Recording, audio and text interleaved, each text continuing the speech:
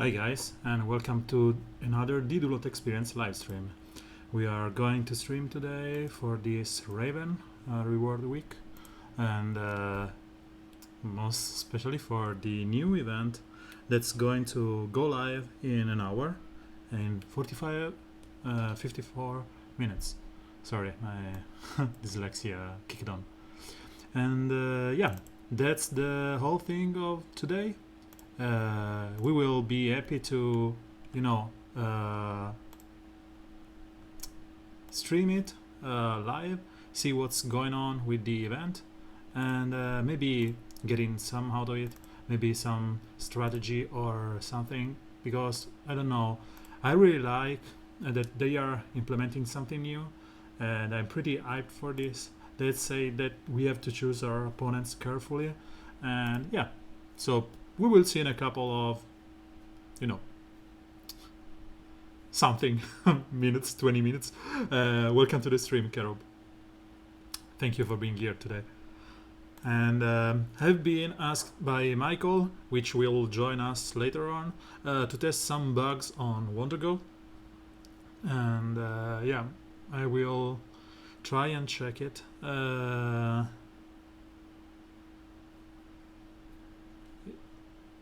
It's like something that happens on every turn or something. I will read it carefully and try to understand. The Steppenwolf WonderGo. Okay, so all set aside, let's go into here. And hey, welcome to the stream, Paul. Yeah, I don't want to be that crybaby that says, "Oh, we have been disappointed because we knew that we're gonna be," and I'm usually a pessimist. So maybe this time I will be wrong, and they will be, cool with us, and they will give some good content or something. And by the way, I've introduced some kind of extension and something. If they are bothering you or if they are clogging the screen, welcome to the stream, Ogre. Just tell me, so I'm just experimenting. And yesterday I managed to make my Streamlabs and Omelette Arcade work with the voice, so I should be able to stream next Sunday from my parents.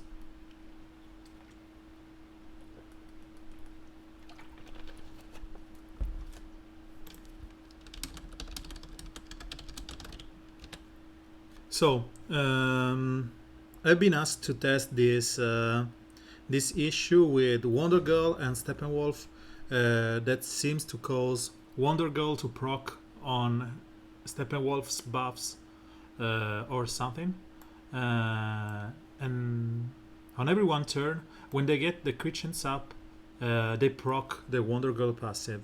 So let's just, as we always say, for science, play against this team. I know that there's Wonder Girl. It's okay, I don't care. And let's see what happens. If that's true or it's just one case. So he's saying that Steppenwolf, Deathshot, okay, so Deathshot, a Red Robin. Which means that he wants me to apply buffs on... If you know, this can come to your body charm. No. I don't think that I will be in a, in that position that I don't want. I don't want to be disappointed. I will not be disappointed today. Let's be positive for one time. Steppenwolf grants the buffs at the start of turn also, so I'm thinking it has to do with active character, team going first, then opposing team. But he's saying that I'm attacking with Steppenwolf, I get the buffs, and my own Wonder Girl procs.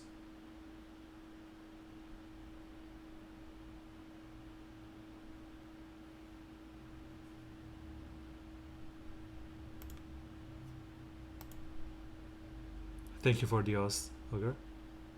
Mm, let me understand what he wants to. Okay. Uh, so you. No. Uh,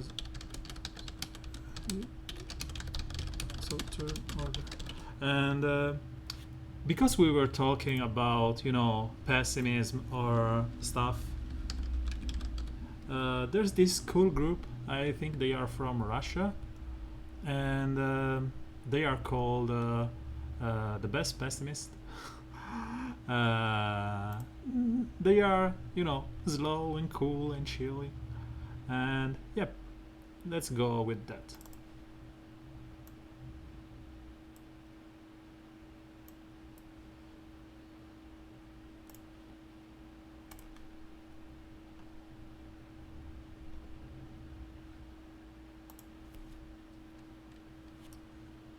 So I don't think we need to test it that much, but I will test what Michael is saying.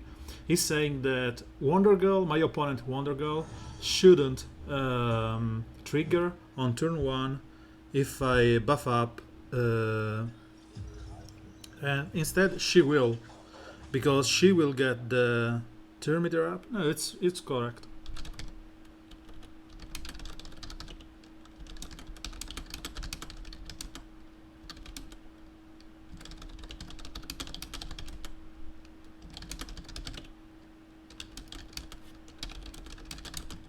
So he was saying that, as you have seen, my Steppenwolf gave some itch and sup and stuff to that shot, which already had through sight from Red Robin and his own invisibility, and then.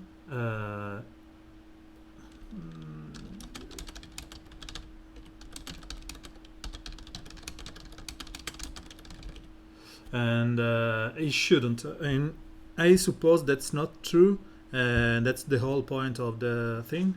So I think we are pretty screwed because of the team composition we went for, but we will try, and maybe we can punch Wonder Girl and then kill them with a couple of lucky crits from that shot. So this should crit.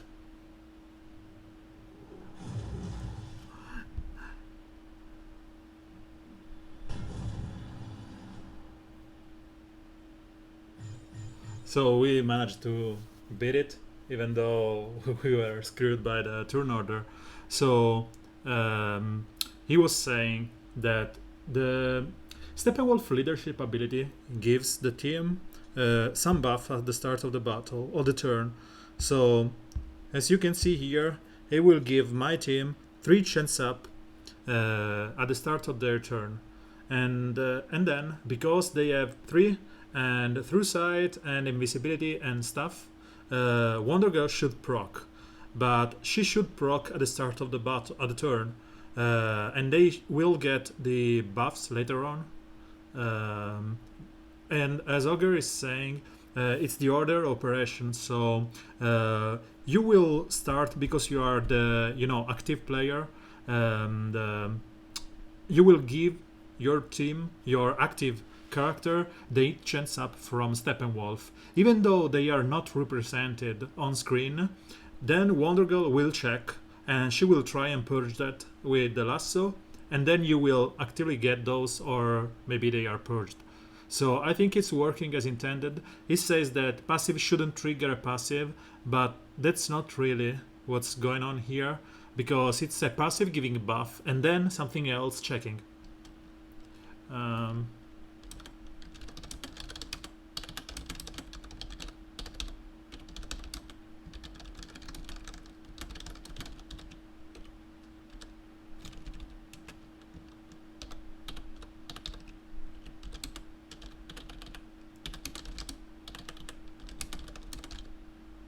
Yep.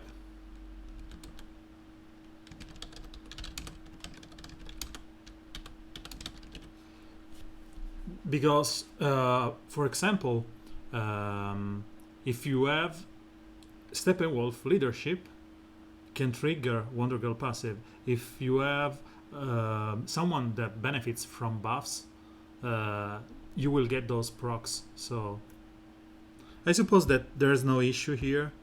We can remove our tinfoil hat and yeah.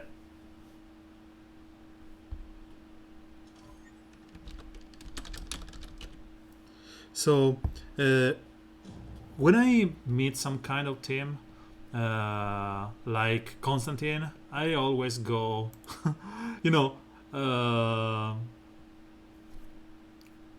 in the panic because I don't know how to tackle this.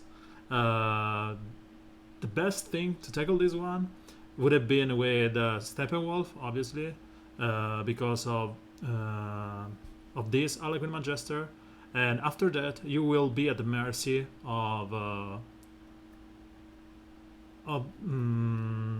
Constantine. You cannot bring some taunter or debuffs because Terra and Catwoman. So I don't know. I will just try something. And some pass you can somehow the trigger and they cannot directly. They, yeah, yeah. It's this one seems like an indirect trigger. I think it's more of a turn order than a trigger because as I said, it's like in Magic the Gathering. There's one player that has to have the priority, and because you are the active player, you get the priority. It's the same thing that you can see when you go against an Harlequin Magister. She will maybe hammer up your team, applying some enrage only after you have gotten your enrage immunity from Al Jordan or Steppenwolf. If it would have been the opposite, you would have seen your guys with enrages on. So I think the order is important. In our case, it was like going first on Steppenwolf, get him the buffs, and then the opposing team had the chance to do anything. In this case, proc is passive. By the way, let's keep it going on. And as I said, okay, I'm repeating this because it's been stated on the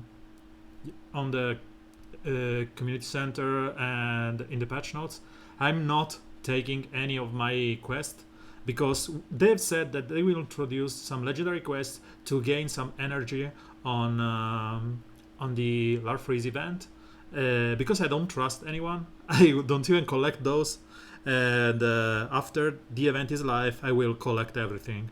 I've done my 30 mission, I've done my red alert, so I should be okay. And we will see in a couple of. Yeah. My Atrocitus is huge, is gear 11. You want to see it? Let's go and see Atrocitus.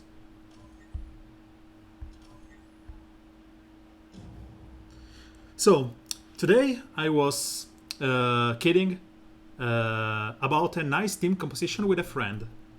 And then I said, okay, what do you want to have with Atrocitus?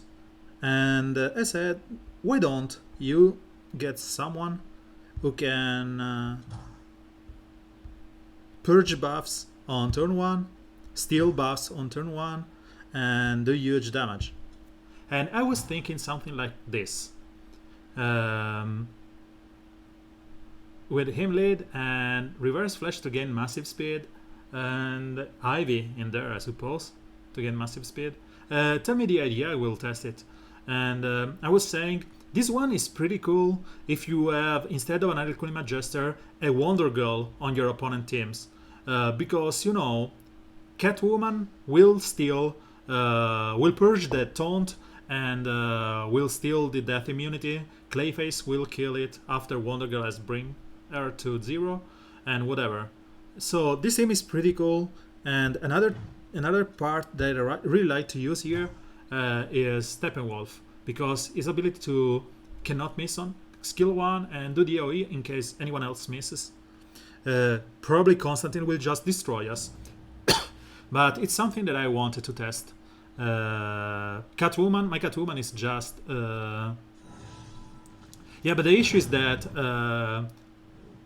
Atrocitus is still bugged.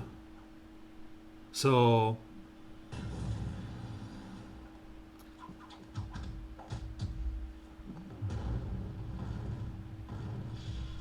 this is the issue with Constantine that I said before, that he will probably destroy us.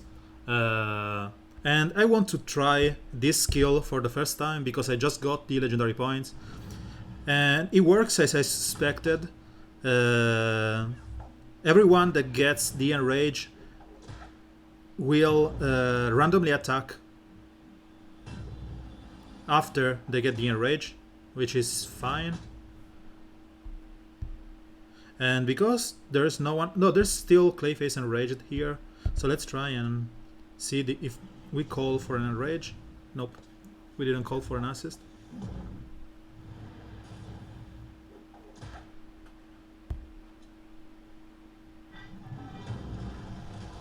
Sadly, as I said, Constantine will just destroy us.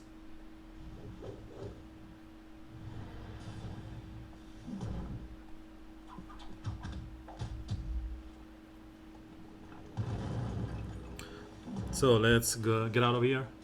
No, Atrocitus at the moment is bugged, and you will not get any buff on the speeds.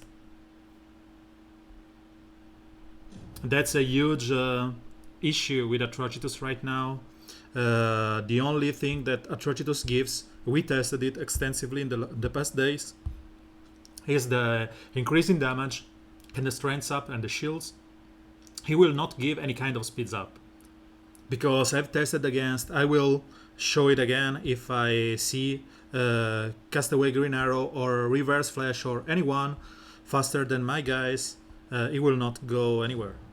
So here we want to kill Constantine as soon as possible. Maybe we can go like this, and then we need some reds here. So let's try like this. My Atrocitus gives 50% speed, but it just don't. It's not there, it's bugged. So no debuffs for us. We should be able to kill Constantine on turn 1. Or not.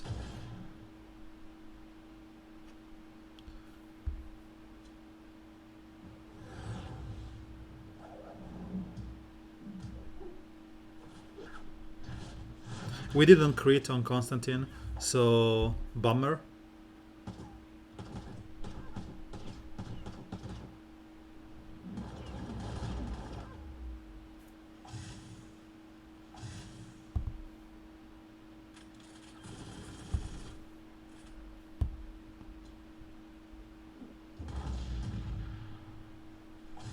We still keep missing on the stupid Alagun Magister.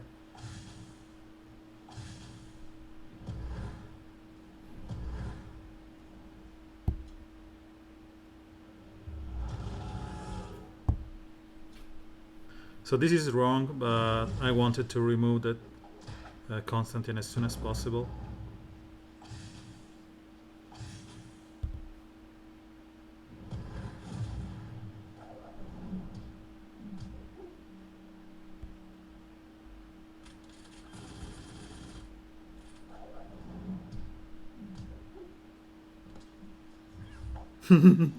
So much damage from Terra.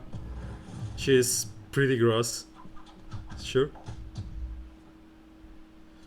So let's recap the damage here. Yeah, Grande is good with Atrocitus. The issue with my Grande is that he's gear 10. Beside that, I'm going to use him as much as possible after we have been told about this event that's incoming. My Grande is gear 10. He is been geared up for the challenge. I did the whole challenge with Atrocitus Grande. I got Atrocitus at 2 stars, at the beginning of the yeah, Red Robin is fantastic. The issue with me bringing Randy to L4 and gear 70, as you can see, I have enough to get him to gear 70, as you can see here. It's that I want to see. I lack the rings because I cannot even upgrade this one.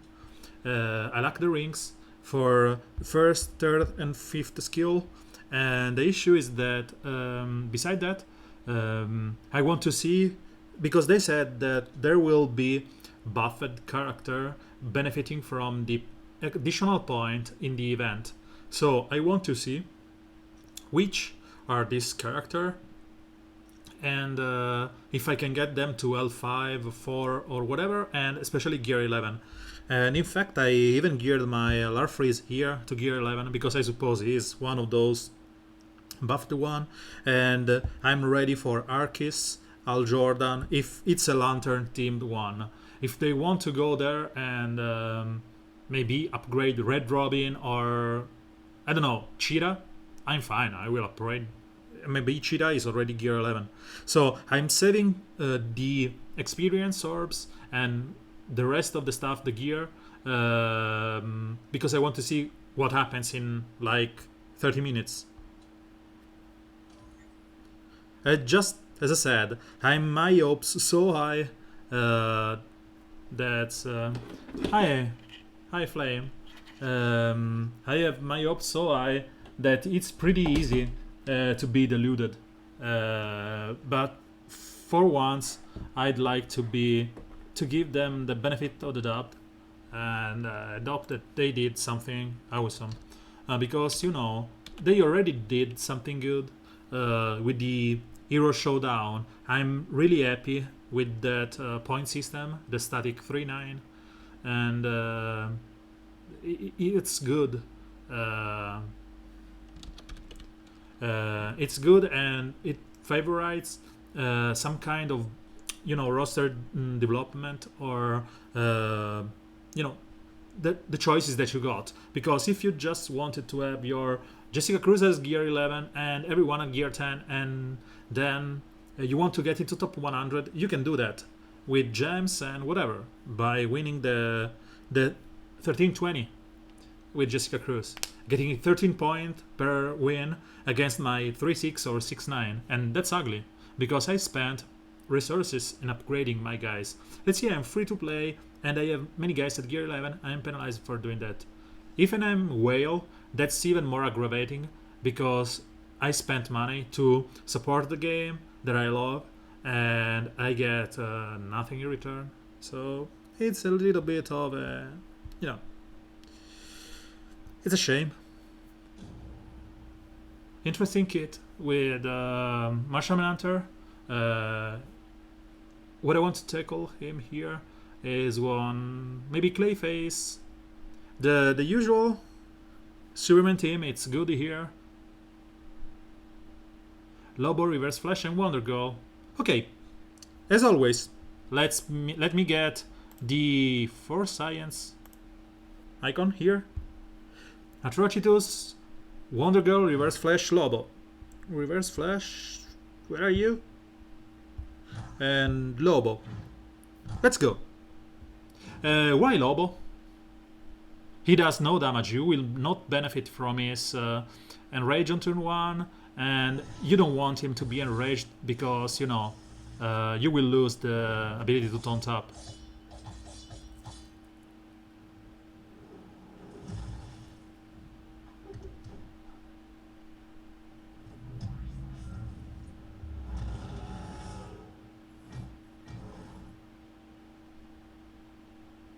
Marshall Manhunter is fantastic. So if I enrage anyone here, I will have the chance to attack with Red Robin with an AoE.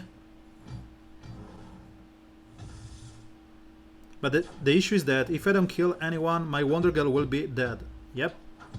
As you can see, I don't like Lobo here because he provides nothing.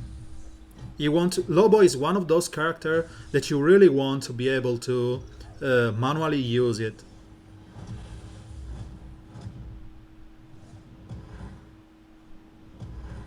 No, you don't benefit of that because one stupid thing, which is the order. As you can see, this team is not working at all. Um, Reverse Flash is cool because the increased damage on his first can proc the second and do a lot of damage on that. But again, Lobo is one character that you really want to be able to use manual. I don't know why I pressed that. You want to use manually. And that's it. Lobo is gone and as my team is gone.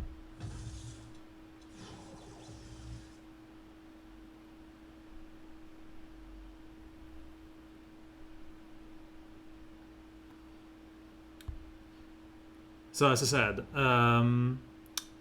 there are some characters that you really want to play with Atrocitus, and are the one that have good first skill, and are the one that you don't want to be manually using. Lobo is one character that is one. The first is a good skill, and let me go on autoplay here. The one is a good skill. But you really want to be able to use its taunt up with the stamina or the AoE on the bike and so on. So please never use Lobo in an enrage compo because it will be just your demise. It's not worth it all, and that's my just 2 cents here. And as I said, the thing that you really want to do here is use someone that have huge skill on the first one. So the likes of, I don't know, Constantine, as I always say, Constantine, Al Jordan, and even Etrigan is good. Because, Etrigan will be the one getting random attack twice. As you can see, if this was an enraged attack with increased damage, it would have been just gross. So let's AoE here. Now I'm next, so let's just kill him. I will proc my AoE anyway. Or not, because I'm not lucky at all.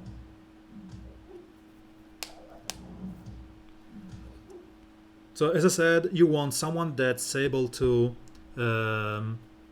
gain some benefit from the first skill, instead of someone that just relies on doing more damage if he can. In this case, Lobo, which you wanted to use as a taunter, I presume, after you killed someone. Hi, Major.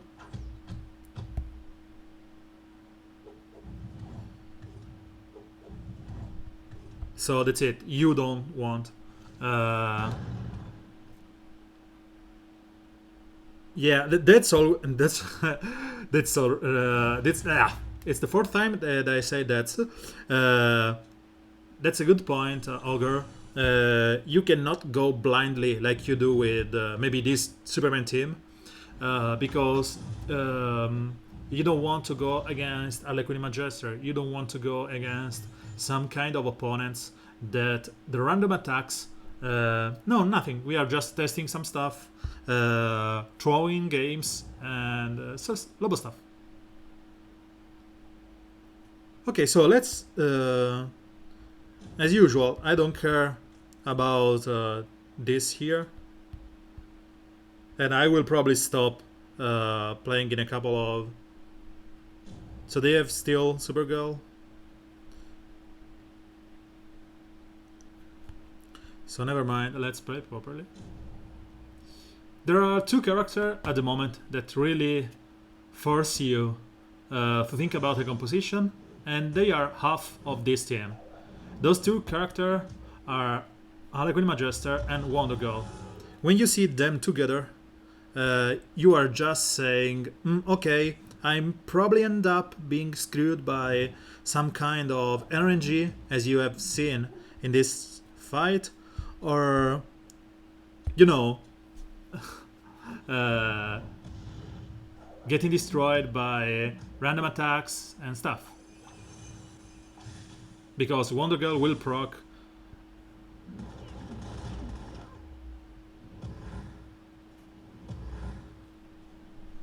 So let's start applying summon damage on Allegory Majester. Let's see if we can kill Allegory Majester.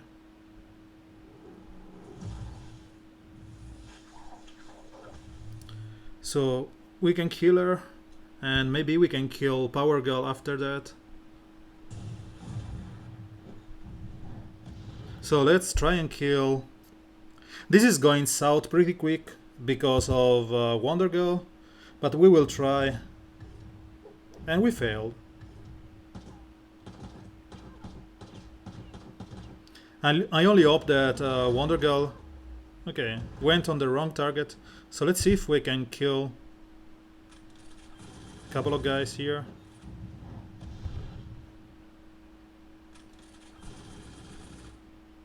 We have to go before Etrigan goes again. So that's the point of my whole tactic here. Don't let Hedrigan go before someone else, because he had so many buffs that Wonder Girl would have slaughtered my team.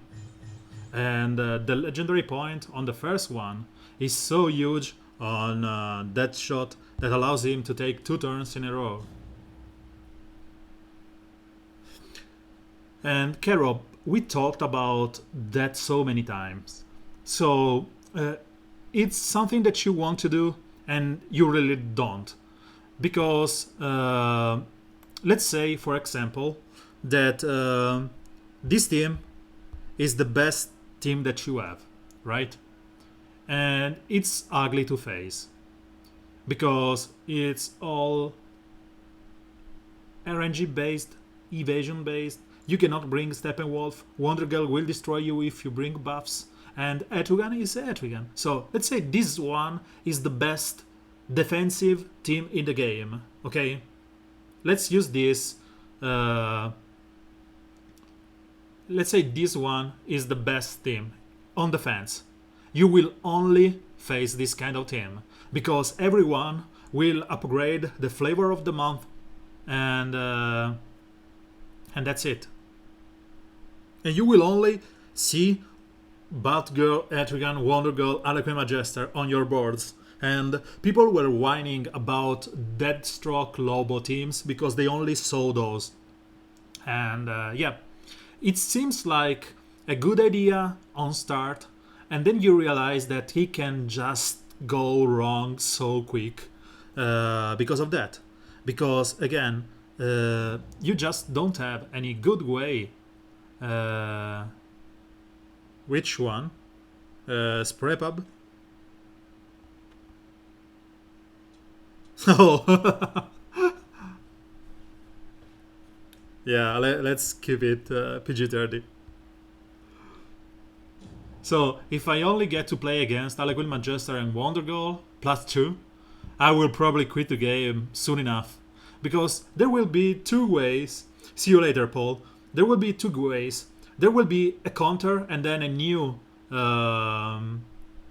yeah, that's the point. If everyone is playing that team, then you will find a counter. Like Deadshot, Red Robin, and the 2 I'm using, I did 3-star that team and was 1320 for me. I did 3-star with this exact team, right? And again, if they let you 3-star content because you can set up a perfect counter, then it's pointless, because it will be like some kind of meta for magic decks forever. For example, let's playing where I talk. You will have so many. You will have so many standard decks that you will find the one that has the highest percentage of win rate, and then you will go just with that, ignoring the rest of the meta and making the game move. And that's horrible, as I said. You don't want anything like that in a game like DCL, Because, as I said, you want diversity, you want to be able to experiment on stuff, you want to be able to see different things and whatever. And if you do something like the one we were talking about, you will just see the same thing over and over and over and over, and it will get boring pretty quick. So she decided to go for the second one. It's fine, she will not be able to proc it again. And I like to buff up here.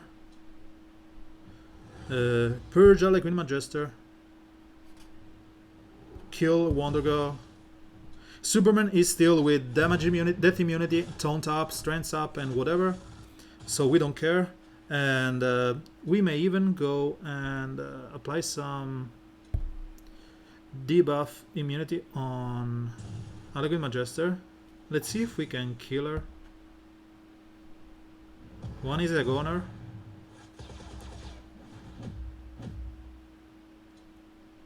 So Superman again. I want to try and stun Deathstroke.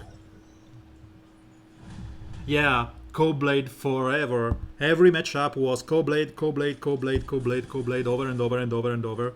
And it's really ugly. And again, when there was only Deathstroke, yeah, in fact, when there was Deathstroke and Lobo, yeah, there was the issue of the lack of good, healing immunity at the time. In fact, when Redwood was released, we were pretty comfortable in beating that compo.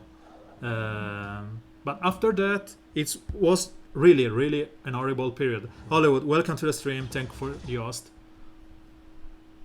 So again, you have to really think twice when you decide. I was one of the highest advocate for the defense team, because I used to play in a game called Summoner Wars, and you could set up your team, having it like just one character, and you will get basically destroyed by everyone, and you will dump so quickly, getting into the lower tiers of the arena, and you will get so many points going back up.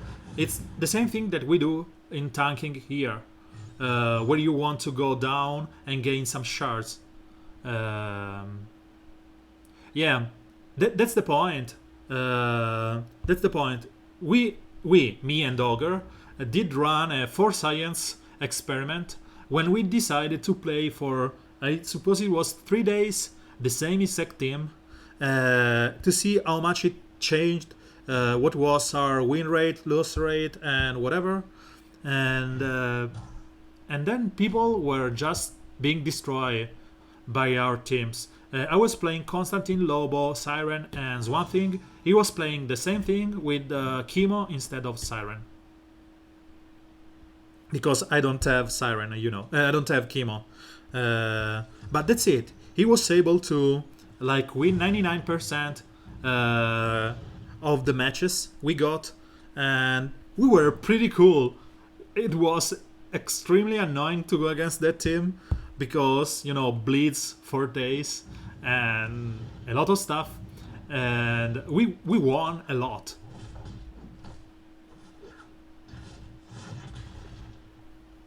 So, as I said, be mindful when you wish something like that, because if they will go there and give us what we are asking, it will end in a painful way, because, as I said, it can snowball so quickly that you will just say why they did it. And as I said, I don't want to play every fight against an Harlequin Magister Wonder Girl team. So let's try our luck.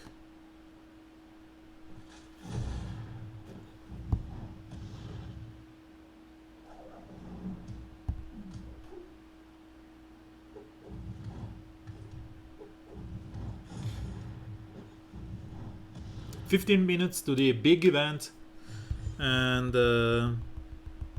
I don't know if I want to push anymore here. But I suppose that I'll spend this other energy, and finally we will get rid of Cyborg as a reward. So let's see if there's some kind of beatable team. No Wonder Girl, please. Nope. And no Wonder Girl. Okay, we can try this.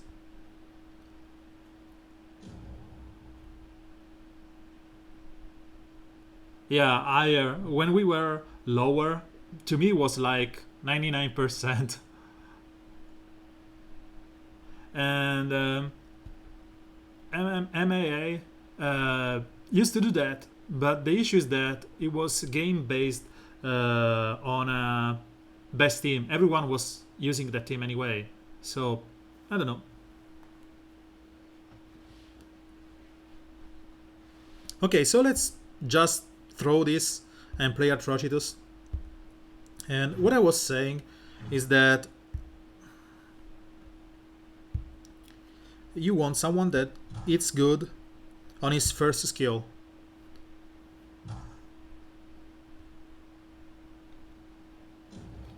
And because Constantine cannot miss, Wonder Girl cannot miss, Steppenwolf cannot miss, it's a pretty good team. The issue is that we should get the increased speed, and we are not.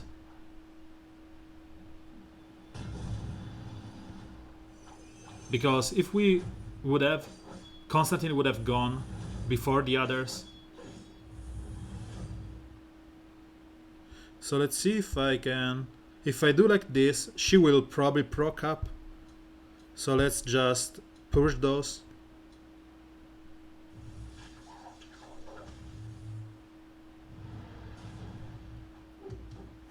And let's call an assist here. Let's see how many are enraged. So Constantine got enraged and called an assist from Wonder Girl. Wonder Girl didn't.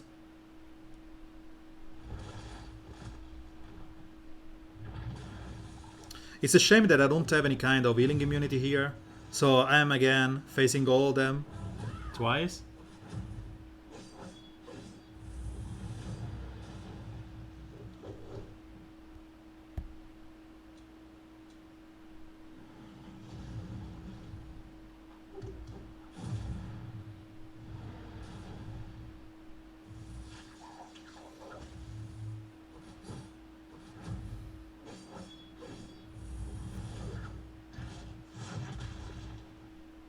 So let's try and punch Swamp Thing.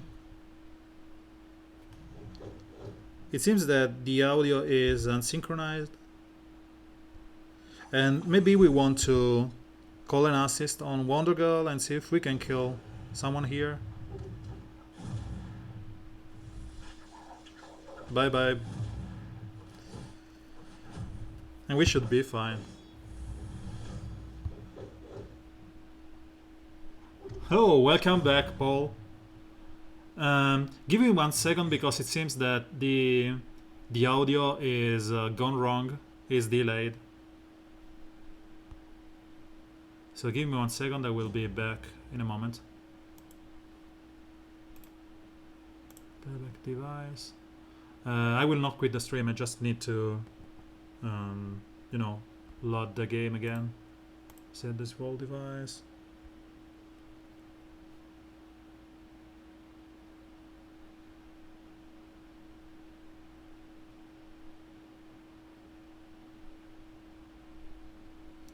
Yeah, when you have an horrible team to beat, people will just avoid you. And that's... yeah. Hi Gergi, welcome to the stream. It's been a while.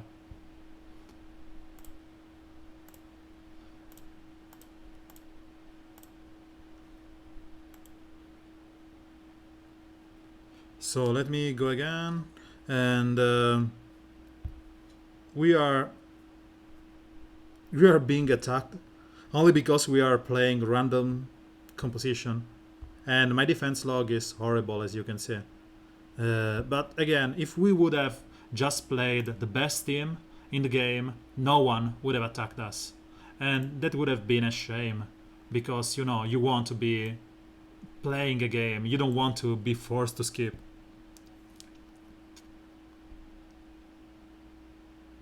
Yeah, I was thinking to go free to play, and as you can see, I'm in the dumpster with the gems. And my hope are here in these 9 minutes, where we will try and see what happens.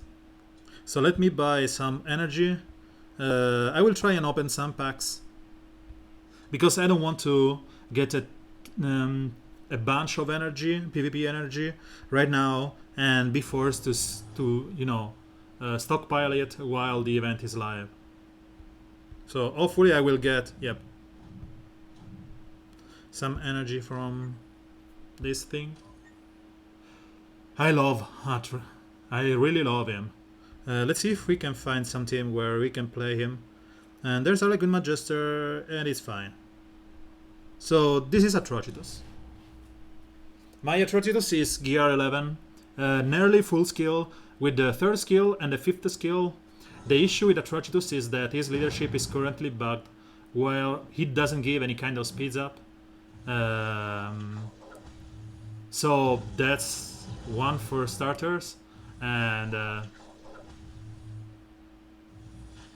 I didn't know what was happening. And the increased damage is huge when you fight something like the one we are facing with buffs, because the increase in damage he will be for everyone. So all the passive, Wonder Girl passive, Steppenwolf, if you miss on someone, it will just be a bunch of full destruction mode. And as you can see, Wonder Girl with the increase in damage is just crazy good. The issue with Atrocitus is that it's like playing on auto. You will not be able to do anything. You want characters that have good first skill. So as you can see, I'm taking the like of Wonder Girl, which has one of the best first skill in the game, and she can proc this one. No, there's an axis chain that still works, and it's this one, the third one, because it's not call and assist, and it seems that it just call all character attack randomly.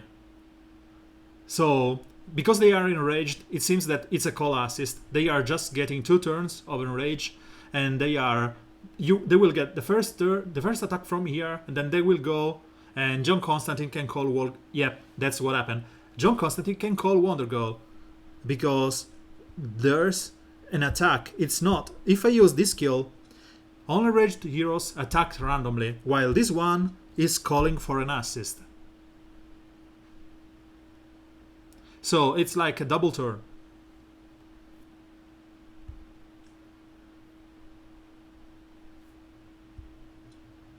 And my plan is to have enough shards of him for L5, because every of his point, I will probably leave this one for last against all the internet, because I really love this one.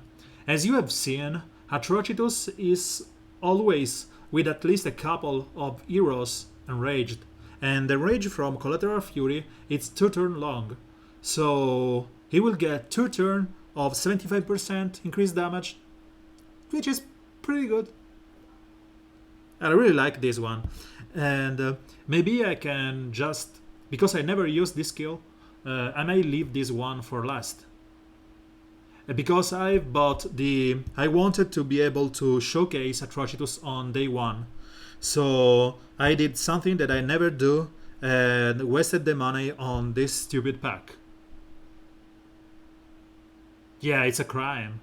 Because I don't need Jon Stewart, I have L5 or Stars of Fire, but I was able to gear up my Larfreeze, and he is gear 11, even though he needs those legendary points to be worth. Here he is. So with that, I have 25 shards more than you do, and I'm able to get him to L2. So it's 5 minutes. Let's go again.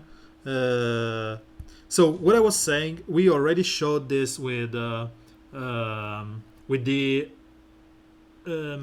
reverse flash team, and we will show that this team we will just die here because they are 3 reds and we have no taunter. So let's go like this, and Castaway Green Arrow shouldn't go before my guys, and instead you will see that he will go first. Castaway Green Arrow goes, and as you can see, this shouldn't happen.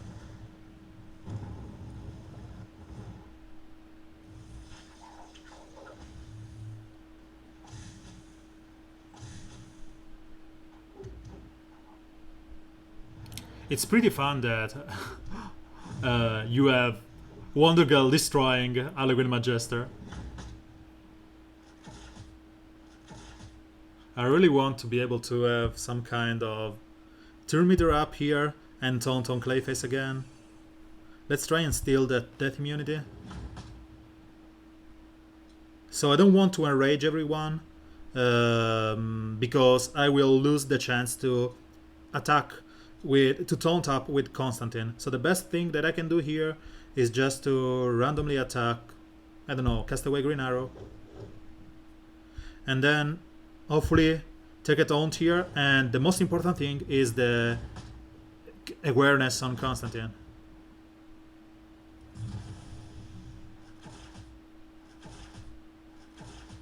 Bye bye, Wonder Girl. We are fine with that. Constantine is invisible and with awareness. So let's enrage everyone. And as you can see, Atrocitus does a lot of damage. And if he would have had the increased damage for the enraged guys, he would have been just huge.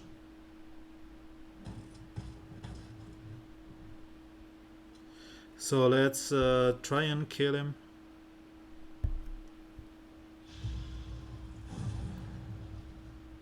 Explosion! So I will just wait here. White Lantern Sinestro... Nope, he doesn't. So let's go over White Lantern Sinestro. Let's go over the question. If you can protect SS, it pairs well with the Trojans, we can snowball quickly and hit hard.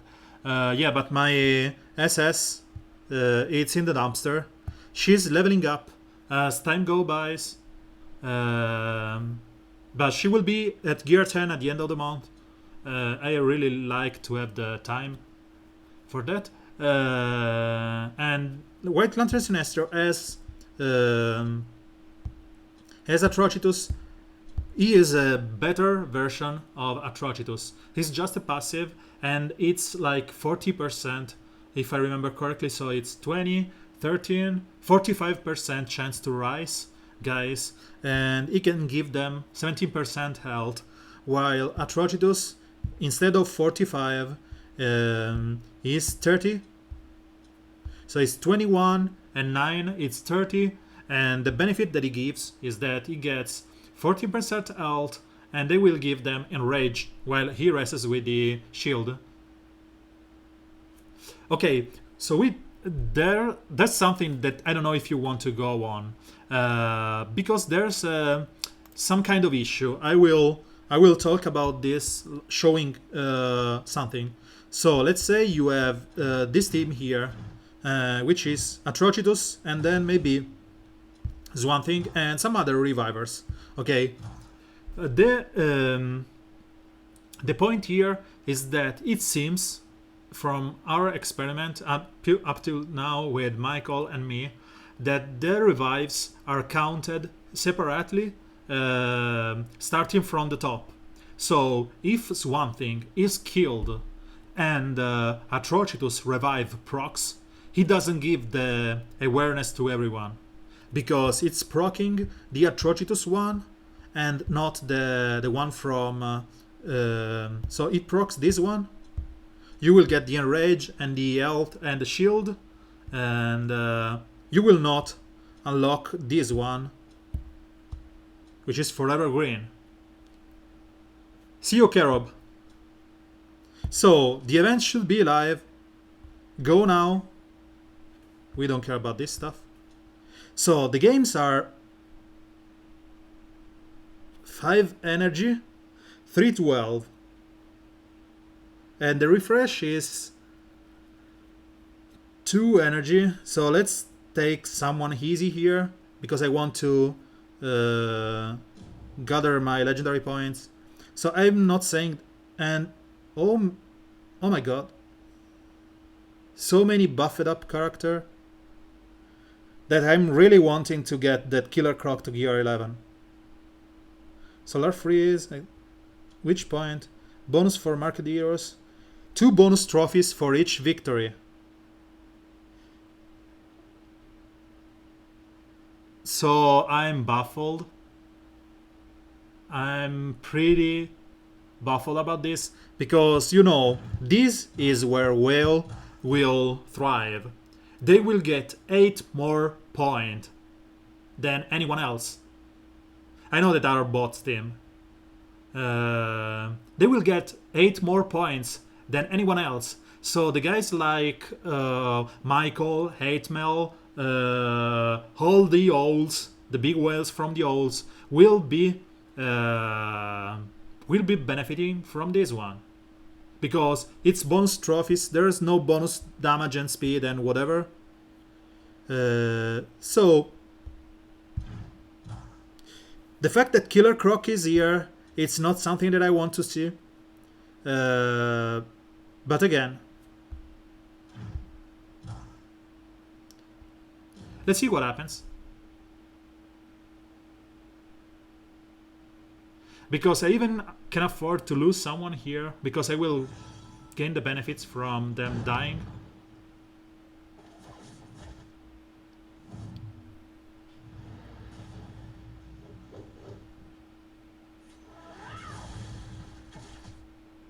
So let's enrage. Give strength up to everyone. And it nearly killed Koda.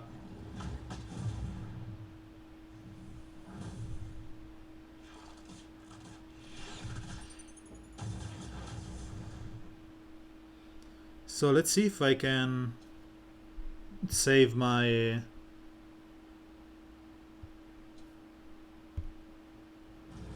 team from Arceus here.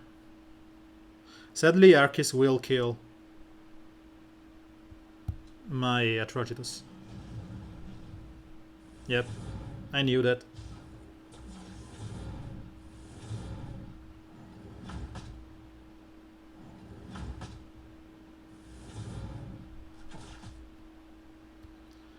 So let's steal a buff from everyone. I should steal the awareness and damage immunity. Fine.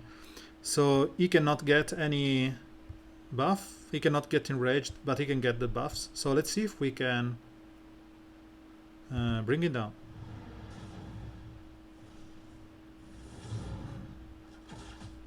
Nope. That's a shame. Let's kill him. Steal something. That immunity fine. And let's apply some damage with him.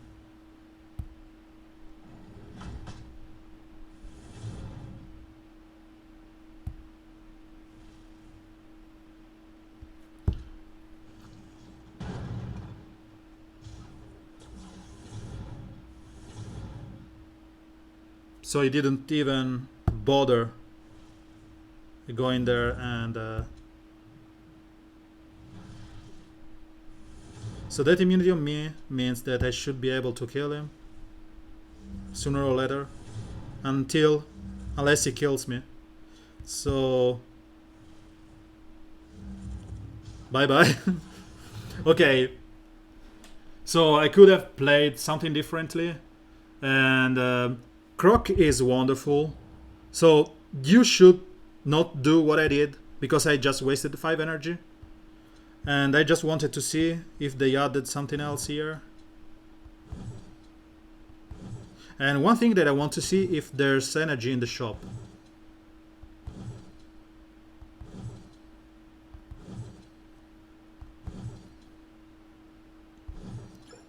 So which one has the new energy? There's no new energy here.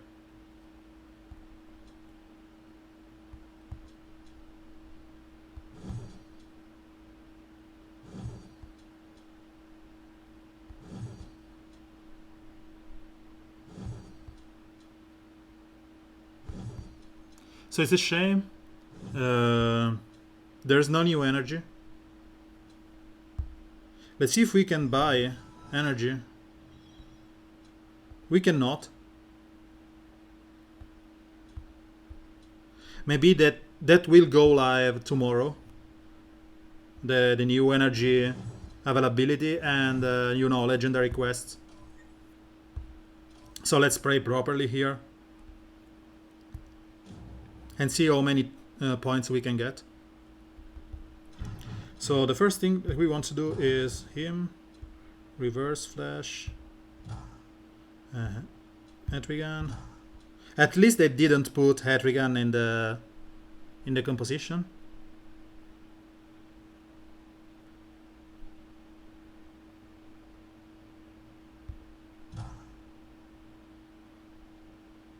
So I suppose this is cool.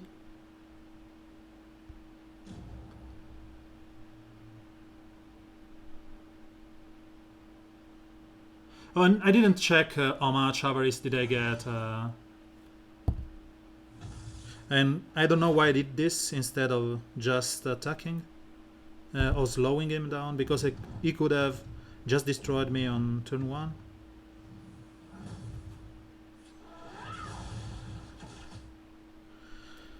I'm being crazy lucky. So let's try something like this.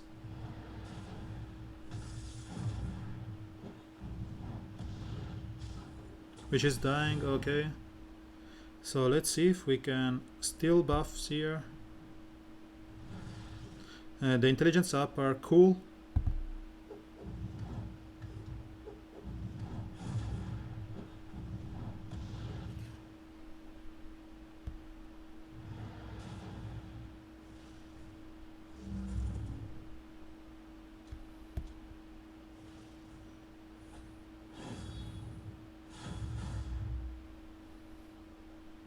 So I don't know what to do here. I can kill, bring Arceus down, which seems the best thing, and then taunt up on Arceus, on Hetrigan. If they don't change them, I will. Oh, sure. Sorry, I'm so excited about this. I really want. So it's 3 + 4 + 5. So losing the first star, it's huge. You don't want to lose anyone, because it's the reverse of what we are going right now. League rewards. Whoa. What? Whoa.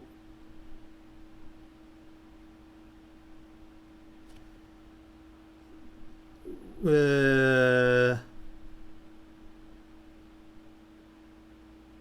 don't want to swear on stream, but yeah.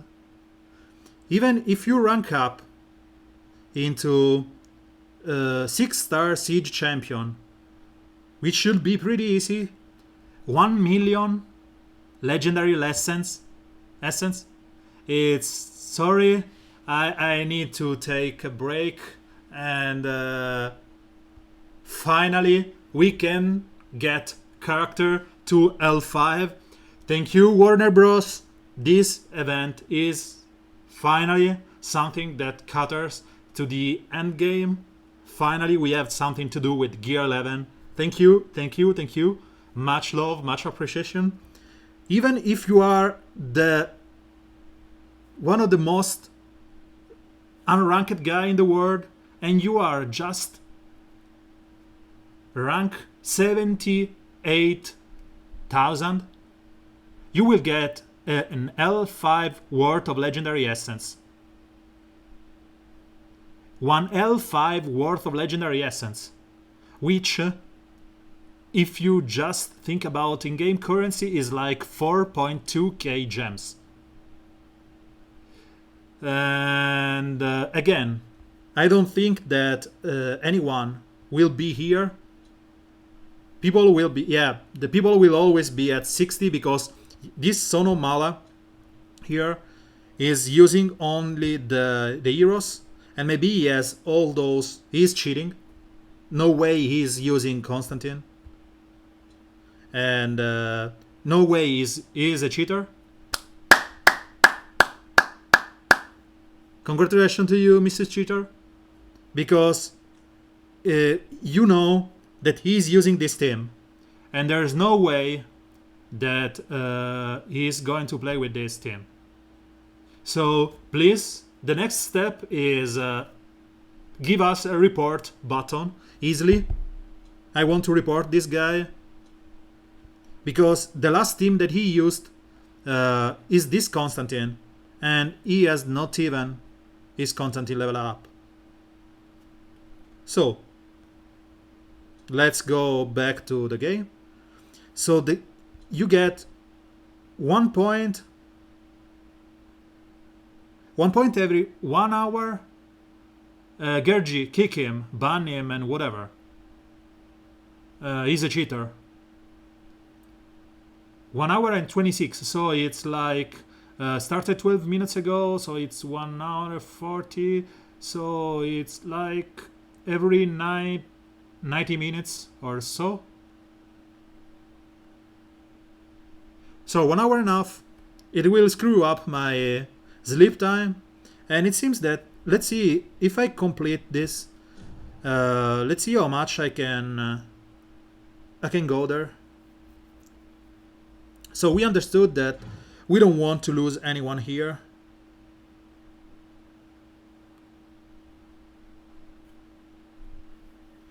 So we need a taunter for sure.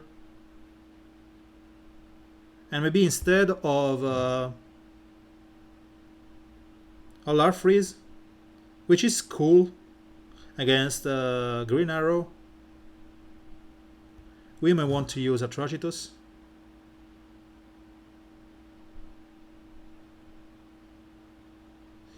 I'm thinking here, increased damage will mean that Atrocitus will be gross. So let's go like this.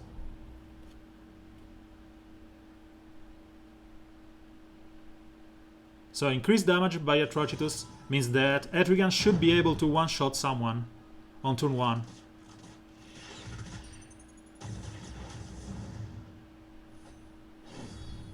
And let me check this. Okay, he was enraged. Obviously, I just attacked the only one that I didn't want to attack because it's death immune and whatever.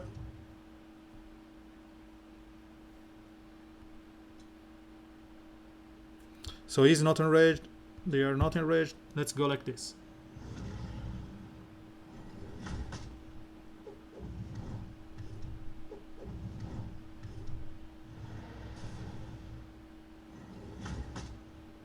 I stole the death immunity.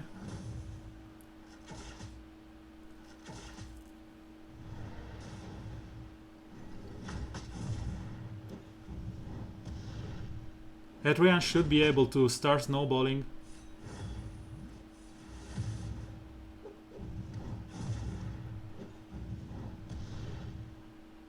And this has a chance to call an Astis from the 2 enraged character.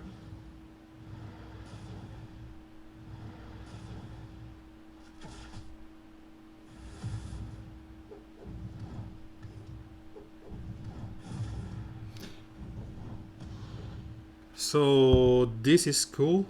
This team is cool.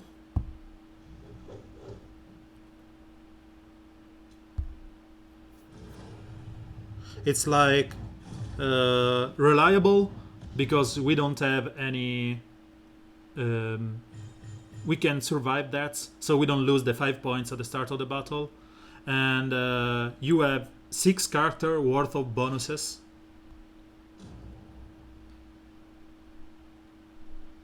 No, I don't care about strengths up. Hadrian was able to kill the greens, and that's only, only that matters. So, we cannot do anything else. What I wanted to do here is to see if I play this, you need, okay, so it doesn't tell me you can buy those. So, to be honest, the guys here, they are whales, and I agree that Maya can be there.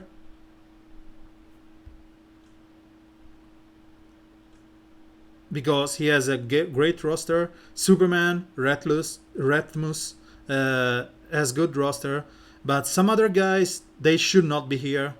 This guy, for sure, should not be here. And from what I see, he has 54 points right now. 54 points. So it seems that you can be attacked. Yeah, bonus trophies is okay. So let's say you get... you got 60 before, right? So you had to play 12 and then get 3 bonus each of those 12, and you get to 45. To gain those 15 more, you needed at least in the 3 games that you were able to play. Yeah, 60 is max point because it's 8 for the bonus and 12 for the character. Multiplied 3 times, it's 60, which is the max. And because they are losing points, I suppose that this is different than the usual matchups where you can be attacked and you will lose points. So again, it's mandatory that you don't lose any character here because you will lose 5 points. And then, yeah, but the point is, Paul, is that if you are here with this character on the image, it means that your last game is with this character. So it's not possible that he beat a bot team with a gear 1 whatever. No, it's not. If you I will show you this one. Let me open my alt account. Give me one moment. If you don't start at the very beginning of the event and you start maybe some minutes later, people will just crawl in the game, and then the board will start exactly what Ogre said. So I will show you my alt account as soon as BlueStack decide that I can go, and in the meantime, while it loads, I will go and fetch some ice cream. Be right back. I will leave you with the best.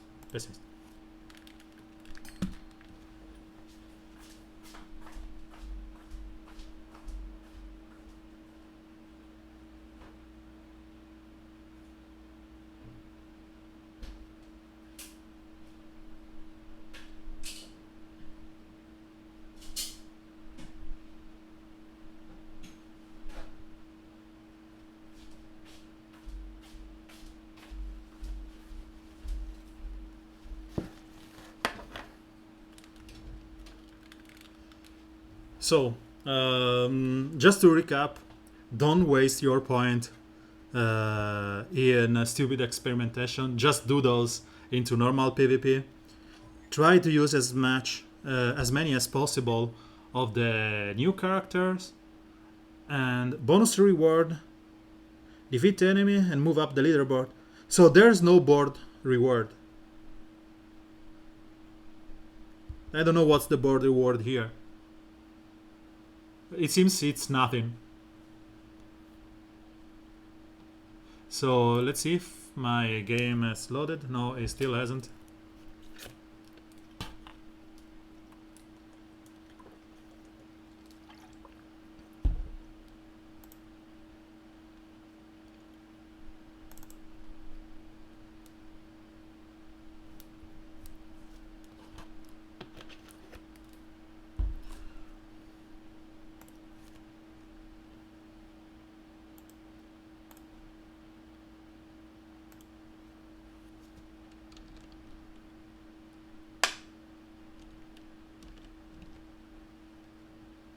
Yeah, it's a way 11.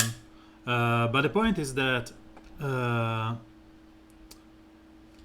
the point is that you want to have something that you can do in the end game, because up to till now um, it was like just get gear 10 and capitalize out of it.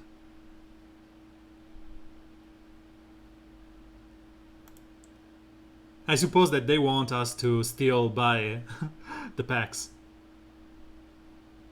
So let's go back to the league rewards. I'm, to be honest, I'm more happy about the legendary essence reward than the shards, because 1 million, it's like 10 characters worth of points, worth of L5. Finally, I can L5 guys. Yeah, I will buy one pack. Nope. In 1 hour and 16 minutes, I suppose you get one.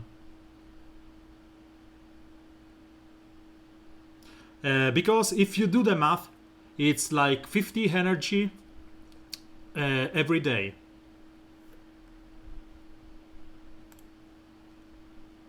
This is how it works. When you go into the event, as you can see here, it says 4 minutes and something and change. I will get one.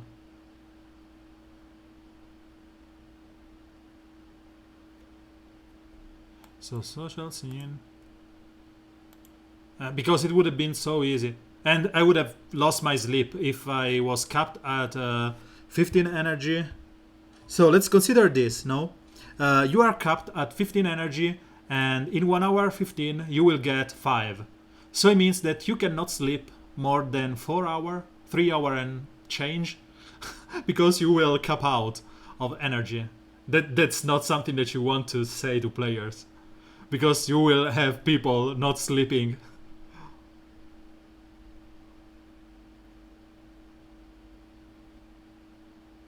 So my alt finally decided that I was worthy of opening it, and let's see how much. No, still not going in. Yeah, you and Paul are the two that don't sleep, but then he did sleep yesterday and woke up in a world that he doesn't recognize.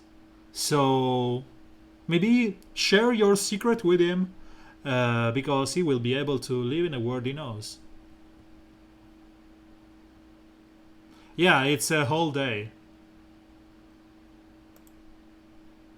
I don't think it's 90, it's 96, I suppose, because it was like 116 and we were 10 minutes in.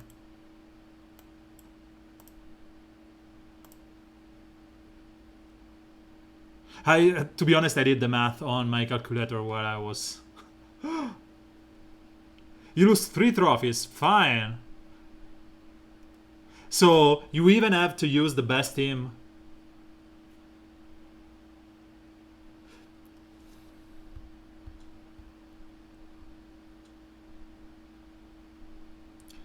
I've not been recently attacked. And the thing is that Clayface being able to be played, it's something huge, because he will force people. So this is my alt account, and let's go over the PvP and see what I got in the PvP part.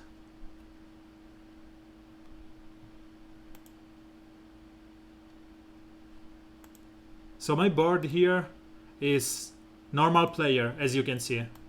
Luxurious Eagle, no, they are still bots.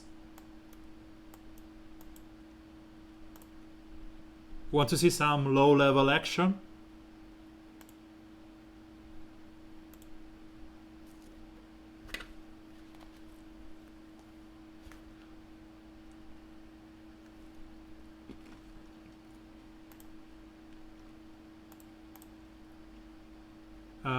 He doesn't have the increase in damage because he's still not there. Refresh on the alt account, sure. After I beat this one, I will refresh it. No, Michael, if you start now, you shouldn't see any bots.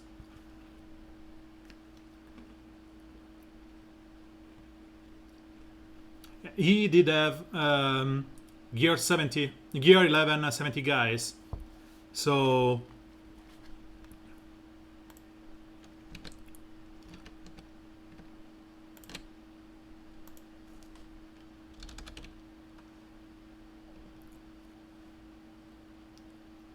let's see what happens. Sorry for the slow stuff.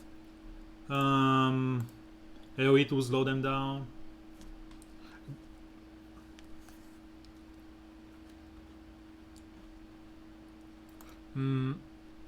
I suppose we can AoE here just to lower them and then buff up with Atrocitus.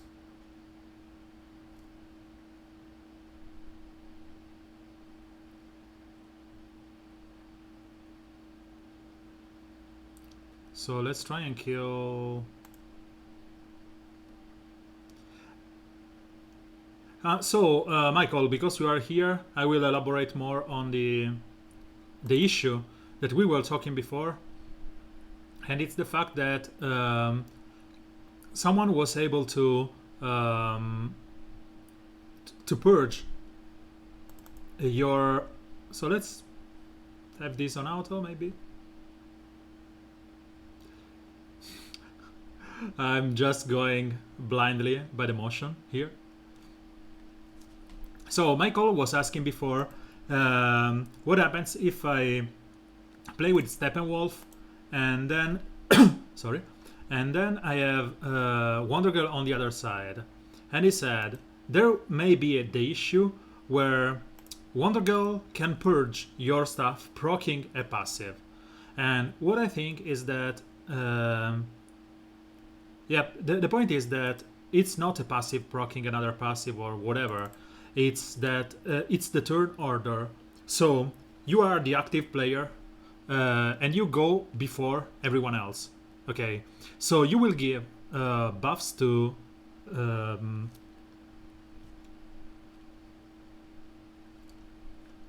buff to your guys, and then Wonder Girl will be able to purge.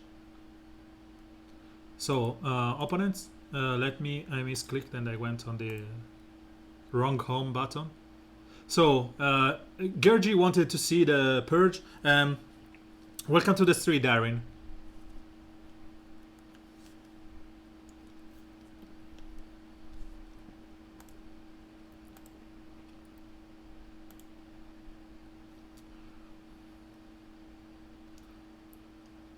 So think like this, Michael.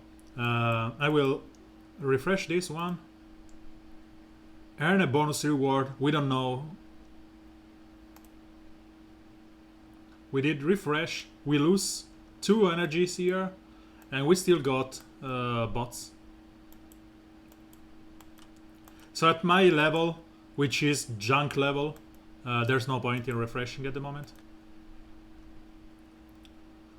I don't care about this reward on my alt account. I will not probably play this. So let's go back to the proper stuff. So I was saying, yeah, Atrocitus is good.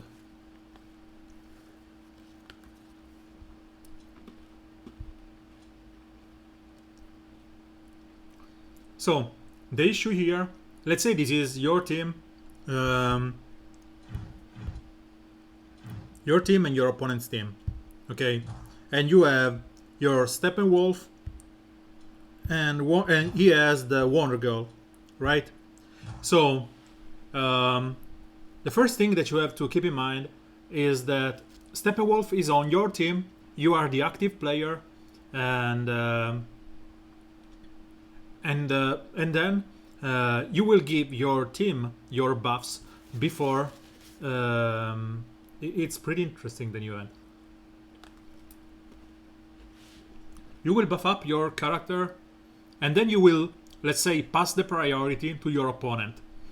Then the opponent checks for the number of buffs that should be on your team, And because Steppenwolf is giving the buffs, you are fine. So you will get procced because Steppenwolf will give the buff before passing the priority to the opponents that gets to trigger his ability. So it's not a passive triggering a passive or whatever, it's just the priority system.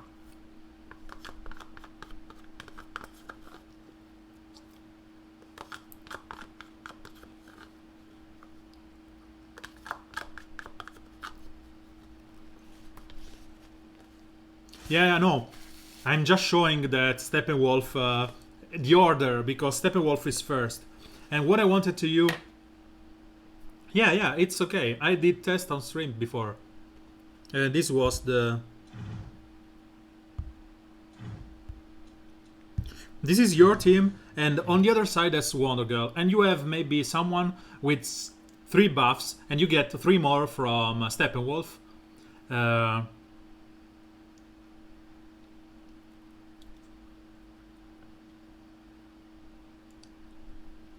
No, don't worry. The point is that you will give the buffs to your team with his leadership, which is this one. I wanted that image because I want to show another thing, and I will go on in a second.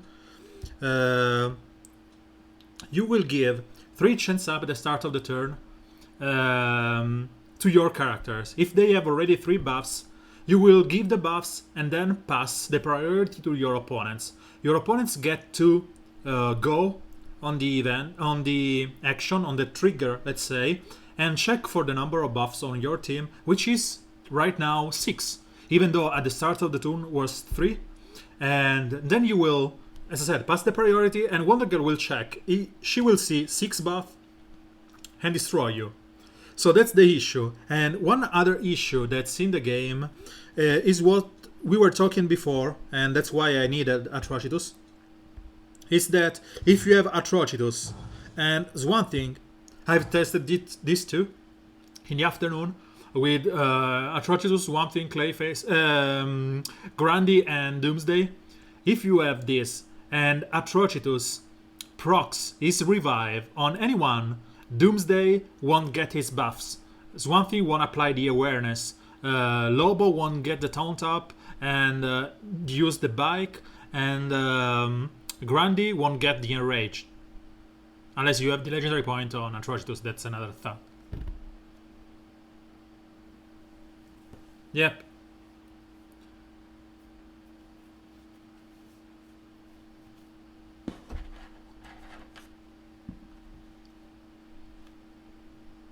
So, let's go back on some kind of more relaxed playlist. And if you have any song request, please feel free to ask that. Yeah, no, he doesn't. It just, you have to think like this. They are in statistics. There's something that I know how to call it in Italian. I don't know if it's the same name in English. It's binded probability, which is one where 2 events are not considered as one. So let's say if you have a sack and you have numbers in that, you know, the bingo sack, and you can have the chance to extract a number, and the fact that you are extracting one number doesn't mean every number in that sack has the same chance to appear, right? And this event is not correlated to anything else. The fact that another close number to it appeared just before means nothing. They are not correlated in any kind. So the fact that Atrocitus rests is one thing. It doesn't. Yeah, independent. Sorry, I don't know what's the English version of this. So the fact that Atrocitus rests is one thing. It doesn't mean that one thing cannot rest on himself. So you have seen this with Lobo and Swan Thing. You have seen Lobo racing 4 times because maybe he rested 3 times on his own, and then Swan Thing rests him again, getting to 4 races. And the same is with Atrocitus. So they will check in order from top to bottom, and then you will first check Atrocitus, and if it procs, Swan Thing won't get the buffs. If he dies again, you will check again, and if it doesn't proc, Swan Thing gets the chance to proc, and so on and so on and so on. So if you have a team like this, you basically have indestructible guys, because as long as they can rest, they have one chance to proc Atrocitus. Then if they fail, they have a chance to proc Sinestro. If they fail, they have their own rest. Do we know to refresh those points for the events? Completing my event spin doesn't appear to have given me... No, so it seems that this point... so we have been told that we should have got some kind of energy here from the legendary quest, and we didn't get any. So I suppose... and they said that they will let us buy it, and it's not in the shop. So I suppose that they will let us buy the energy in a later moment, maybe tomorrow, after the reset. So at 2 p.m. we should be able to buy some energy and be done with that, getting to these legendary points. Yeah, you did play. This is what I was saying. Let's go over the question about the event. The event is great because if you just ignore the points for Larfreeze, I usually get into top 100, okay? So I expect to be in top 100 here. But if I don't, I will get enough legendary essence to be ready for next month event. Because 1 million of legendary essence, let's say you get up to rank 1750. It's like a lot. It's 10 character worth of L5. Finally, we have the legendary essence that to level up character at L5. No more stupid grind on the Land of the Undead, Land of the Living, whatever, Lotu. It's just gross. And even if you get there, let's say you are a scrub with no character buff, whatever, and you end up being 79,000, okay? You still get 1 character worth of L5. Thank you for being on stream, Ogre. Thank you for the host. I'll catch you tomorrow.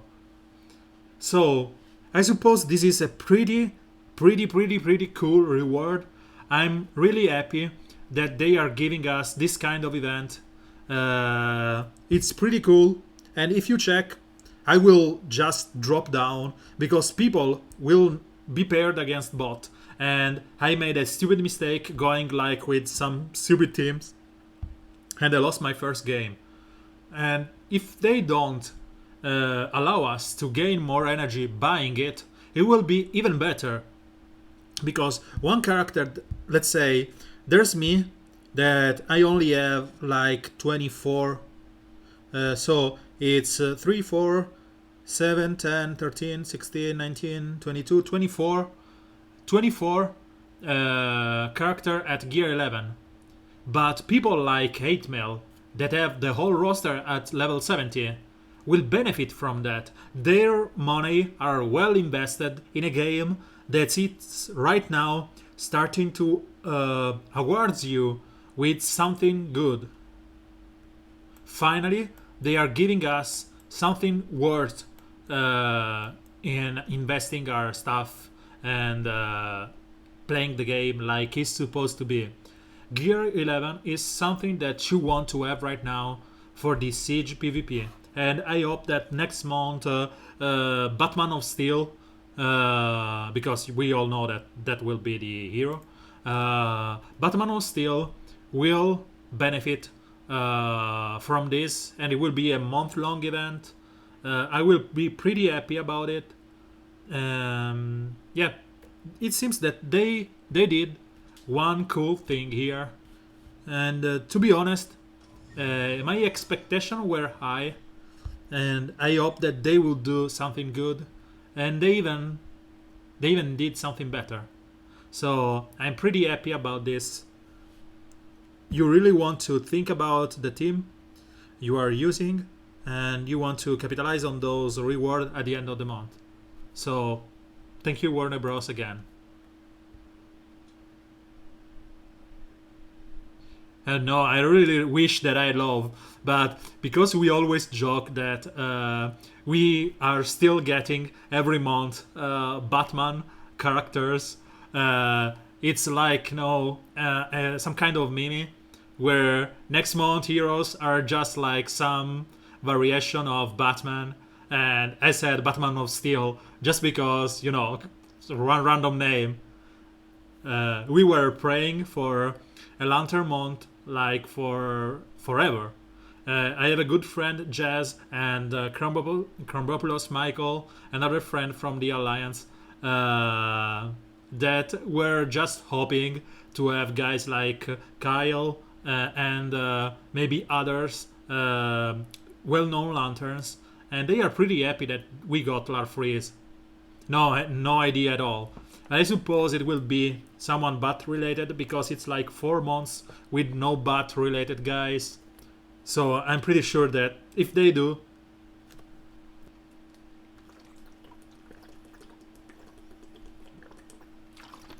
yeah, Batman of Stealing is your character, and I thought about Batman of Steel because I've remembered of the Dark Knight's Metal that you linked me in DM on Discord the other day. So I said, okay, Dark Knight's Metal, Batman of Steel. And yeah, we need someone, maybe next month, Batman of Steel. It's someone that will steal buffs and debuffs from your opponent, like a Grid Hunter. World Greatest Detective. Yeah, give us Ra's al Ghul, Batman of Steel, because I already said that. Warner Bros. Sorry if I spoiled it. You may not change it. World Greatest Detective rework, and maybe a slight tune to Nightwing, and I will be happy.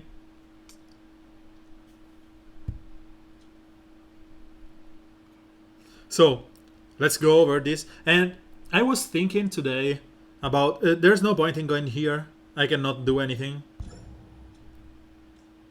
So the only issue that I have with this event, and it's a marginal one, is replayability, because it's not something that I can stream for long. In this event, I can go on and play and show stuff on stream forever. While if they go like the thing that I said, we will not get any chance to. So, anything that you want to see here? It's a gear dumpster team, so anything is worth.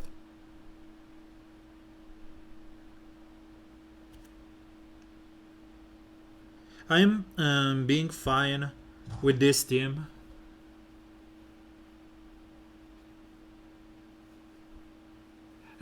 I really wish they introduced, but I don't think they would, the Watchmen heroes. So maybe Ozymandias, Manhattan, maybe not Manhattan because it's huge, but maybe I don't know the English name of the comedian. Maybe it's comedian.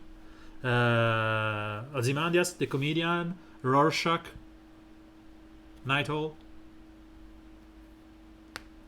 Silk Spectre, we have enough boobs and legs in the game, so we don't care about that. So let's destroy them with this.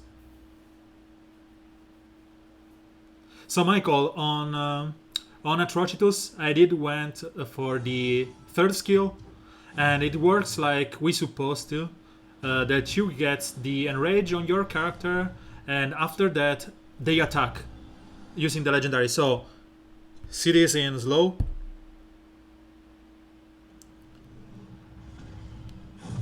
And they attacked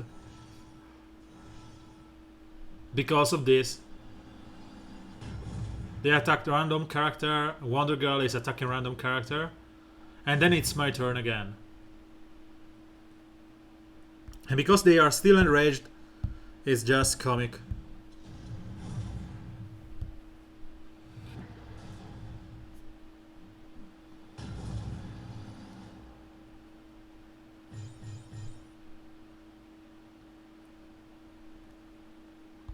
The issue with what I was saying before I moved into Watchmen character is that I really like them to introduce someone. I was toying around the Batman of Steel, but they could introduce Parasite, which would have been gross if we could steal all the buffs and debuffs from everyone on the team. So we have Larfreeze that steals just one buff from everyone. Imagine if you could have someone like the Grid Hunter in the PvE in Parasite, which fits the lore of Parasite, stealing superpowers and stuff from the others. And you steal everything, it gets some kind of stamina up, agility up, and intelligence up, and whatever. Anyway, it's pretty cool. And it's like some way to counter the enraged team from Atrocitus. So maybe it's like at the start of each turn, Atrocitus steal all the buffs and whatever.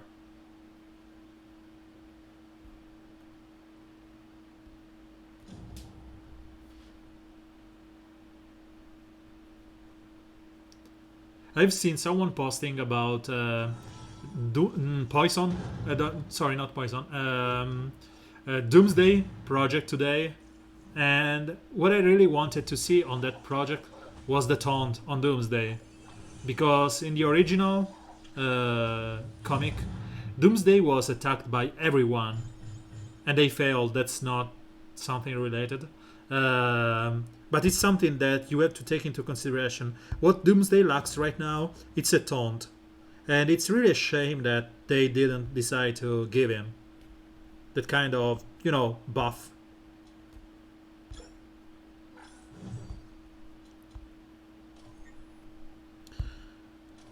While I load up my stuff, as usual,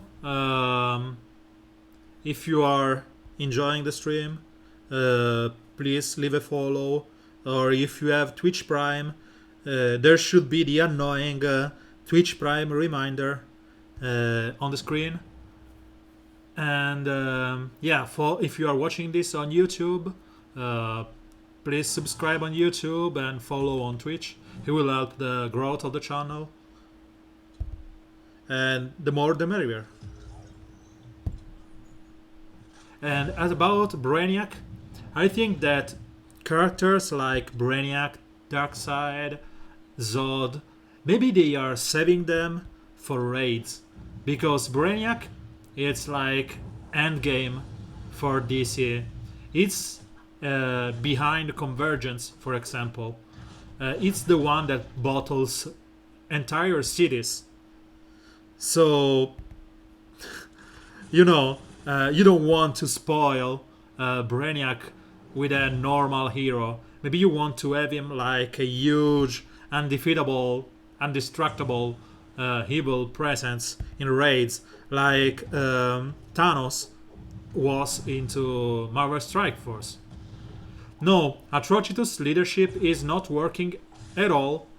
What I mean is that he's not granting the increase in speed. He will still grant the increase in damage, but he will not grant any increase in speed, sadly. And I suppose that they will know, and they will fix it as soon as possible, because it will change a lot. Because it will change everything. Being able to to outspeed character like Castaway Green Arrow. I don't know.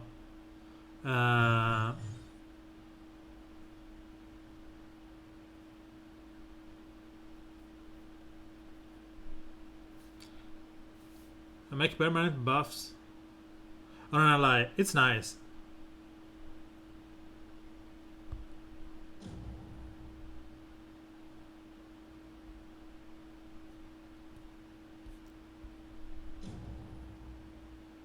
So this was probably a counter to nothing.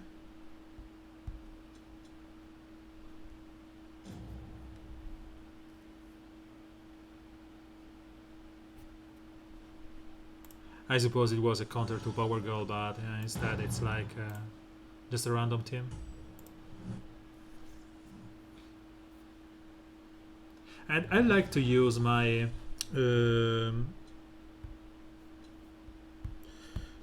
my Clayface against is one thing, because when you get to attack him and he loses the healing immunity and bleeds at the start of the battle, it's huge and he cannot be created.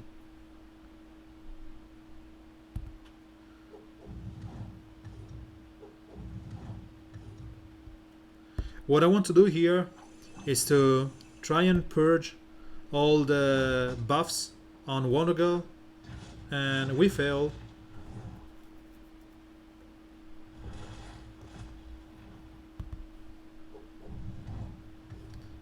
So I hope to remove the taunt from Harlequin Magister. Yes, we did, but we killed Swan Thing in the process.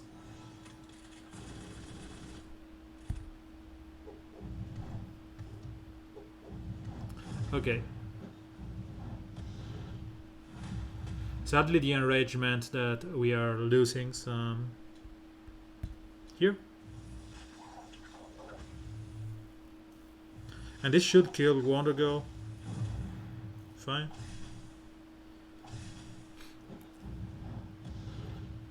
So let's try and slow them down. We are still fine. Superman should be able to taunt or kill. He has a bunch of intelligence strengths up. So I don't know if I want to taunt here. Yeah, maybe just do some damage on her. Fine.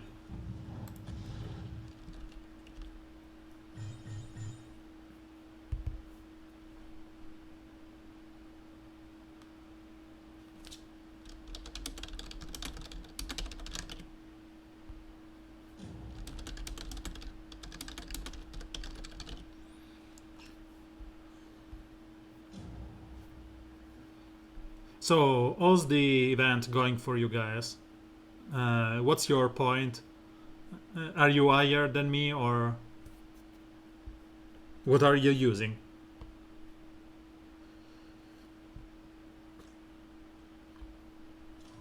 Let's see if I got attacked. Yet not attacked, and I am 29 points.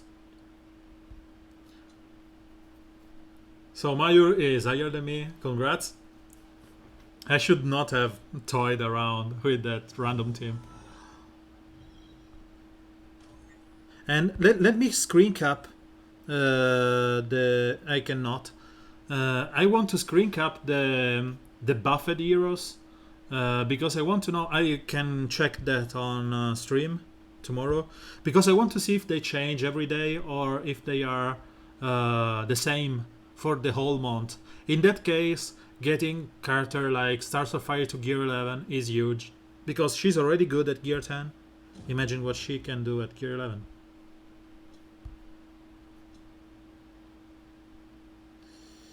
So this team, purge, kill, purge. Okay. It's okay, I'm just joking about the trophies. I suppose it's something that it's like a saturation curve where it starts in a way that everyone is able to play, and then after a while spenders, whales, whatever will benefit more from it, because as I said, you have more chance to benefit from the bonus trophies and while the average Joe will not be able to get that much out of it.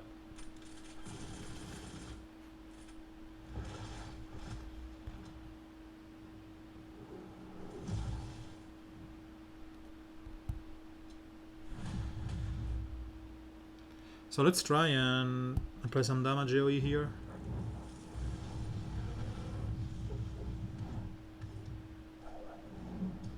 I don't want one thing to die just now.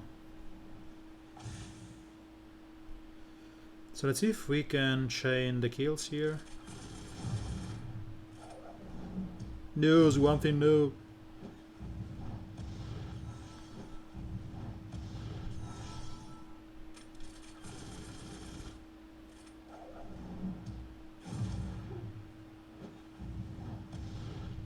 So let's try with Wonder Girl.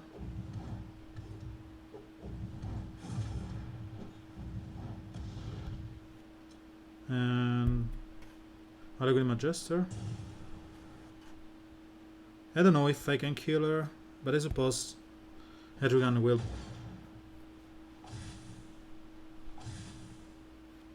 So let's try and kill Swamp Thing with a double. Fine. And this should be it. Ooh, it was a long one because of the rest. But it's okay. And I'd like to thank you for being on stream and being with me when we check this new event.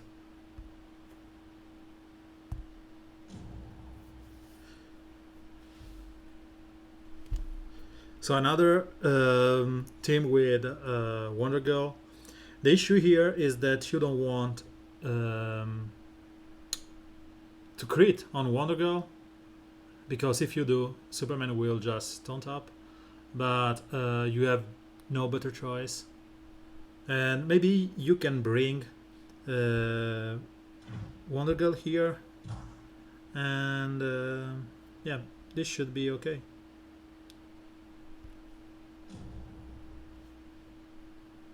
So until Catwoman gets the DI, we are fine. So we can crit Wonder kill her. Thank God the AoE exists. Let's taunt up here.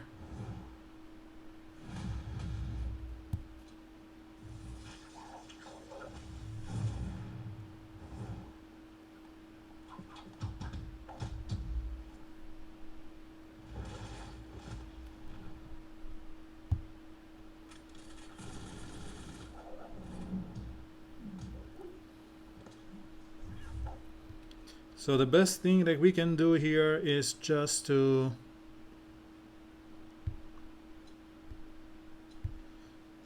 purge buffs on Superman. Maybe opt to remove the taunt or something. We remove the damage immunity, it's fine.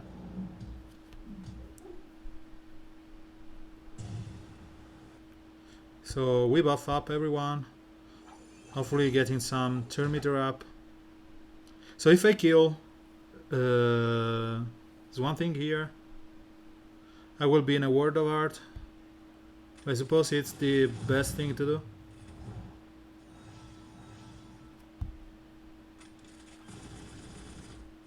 Yep.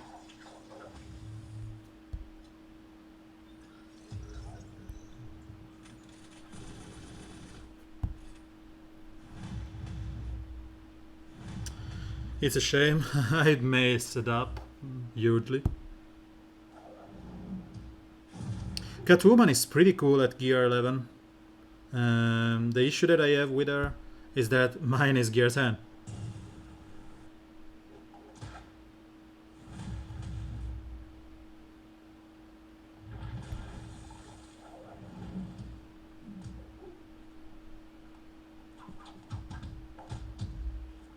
So cool.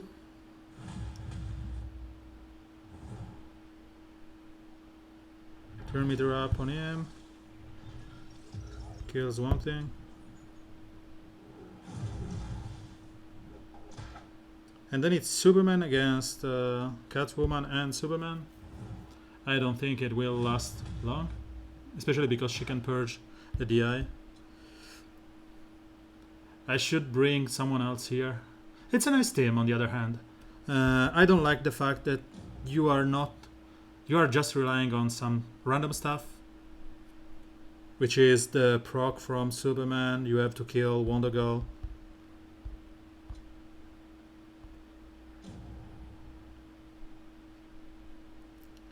So let's just go like I love to.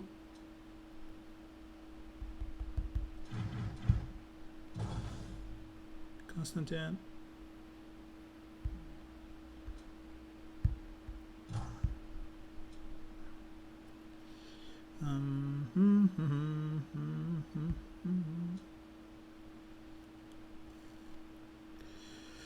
What we want to do here is to steal.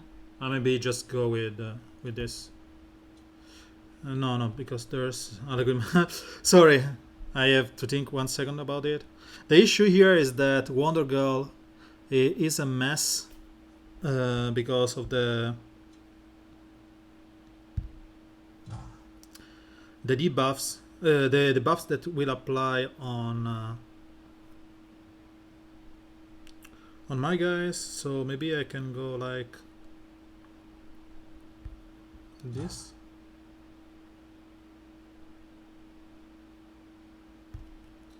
And see if I can see you, Paul. Thank you for being on stream.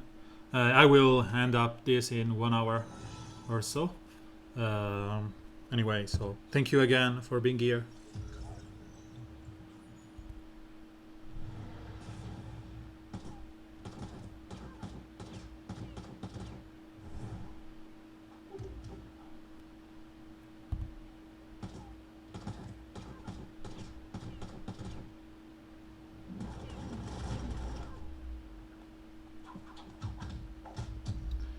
Lobo is stunned, which is okay. We want to kill Wonder Girl as soon as possible.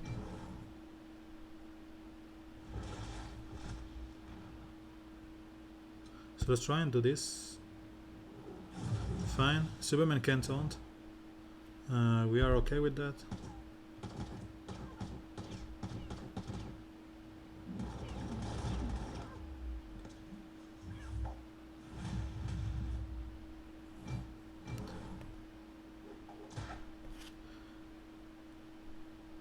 So Lobo can die right now, and there's no Wonder Girl, so we can taunt up on him and be happy with that. We want to kill Swanthing with Red Hood, so we will try and apply some damage on him, bleeds, whatever, hitting immunity.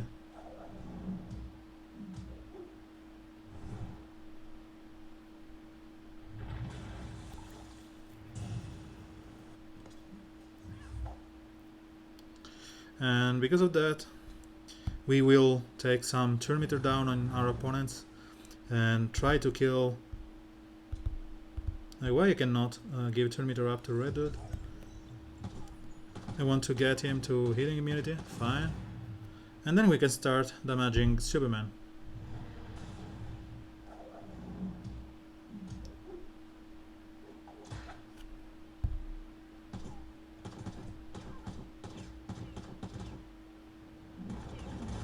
So Superman can attack Lobo, and it's fine. And we don't want him to attack our Red Hood, because it's the way we will kill Catwoman.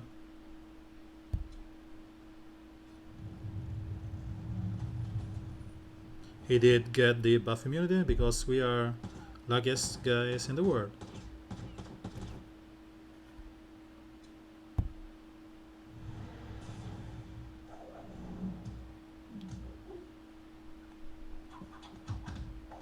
Stole the awareness.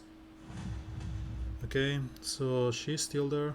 He's invisible. Let's purge him. Buff immunity. And he should die with the bleeds soon enough.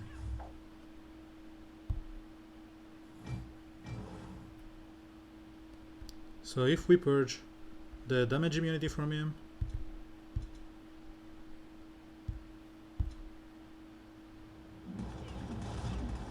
He should get some turn meter up, which means that he should right now die. And because of that, what we want to do here is to apply turn meter up to Constantine, give taunt on Lobo, or let's say Red Robin. She can do whatever she wants, she cannot steal stuff from us.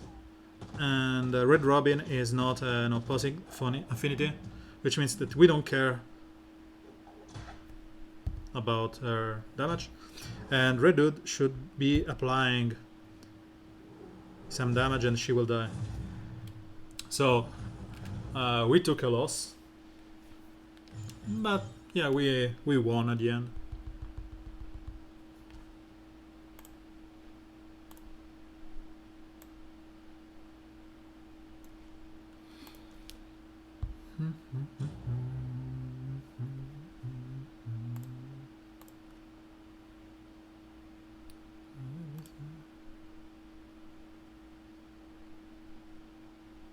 Okay, this is the view count. There's no good position to apply the viewer count here. I was trying to improve the stream and understand where I can apply some, layer or stuff.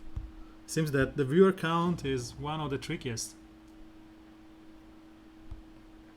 So again, another Harlequin Magister team with Wonder Girls, One Thing, and whatever.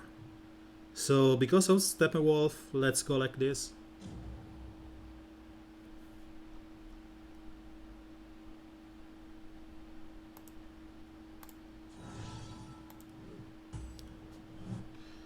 And the reasoning is always the same: kill Wonder Girl as soon as possible. And we even have Superman here with the healing immunity, which should benefit from our tactic to destroy One Thing as soon as possible.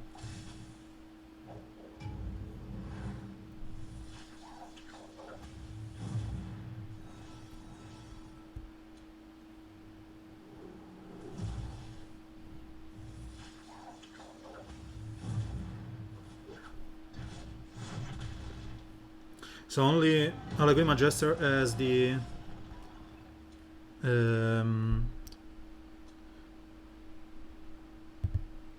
awareness.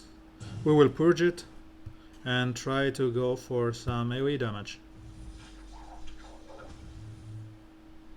And in fact I missed. So we should snowball here with that shot.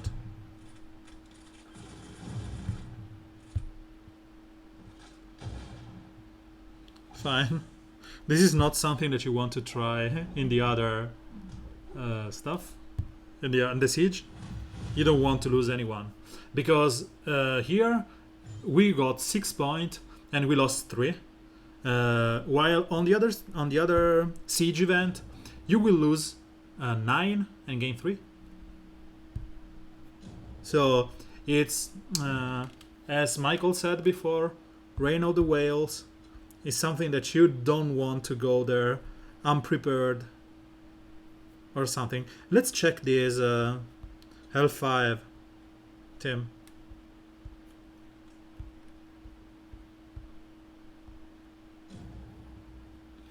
And the issue is that they won't get the buff and increased speed. So it will be some kind of a shame.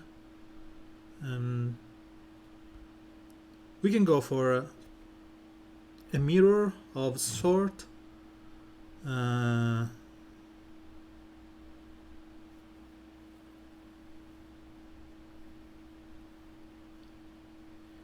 wanted to have someone that can steal on turn 1 or can purge the buffs.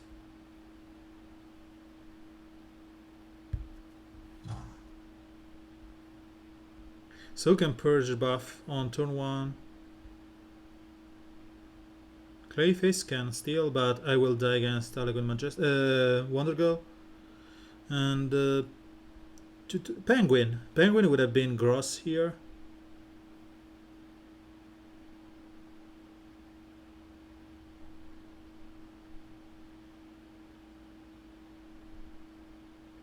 But Bay is another that's good with Atrocitus. So what we will test here, we will probably die against Grundy or Wonder Girl. Crazy OP damage.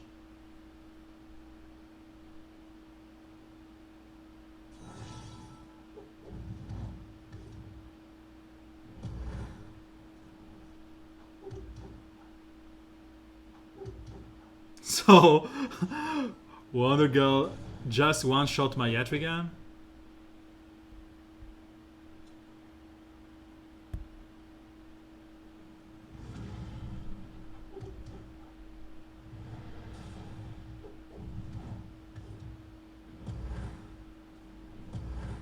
Bye bye, team.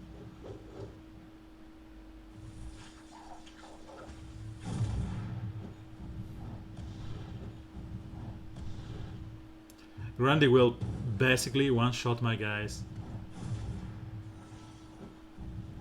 And because he rests with the agility up, means he rests for his own rest, not the one from Atrocitus. And if you have noticed, I didn't even click once. This is what I don't like about Atrocitus. It's like watching a streamer playing. I didn't even play once. The game just started. I could have gone, drink a coffee or whatever, and it's it. The most important thing in Atrocitus teams is to prepare for the battle. You want to have the best answer. Yeah, those guys that watch streamers play, I don't know why they do that. But I get to feel that the thing with Atrocitus is that you have to think about the game before the game starts, and then it just goes on auto. The only thing that I played that I pressed is the third skill on Atrocitus that started the enraged chain again. So that said and done, if you are going to play with Atrocitus, which is pretty fun and crazy fun and crazy interesting, especially after they fix him and they give him his proper speed here. And I don't know if I want to upgrade this one or save my rings. How many mission I have to 6 here and upgrade 5 piece of gear. Okay, we'll do this later.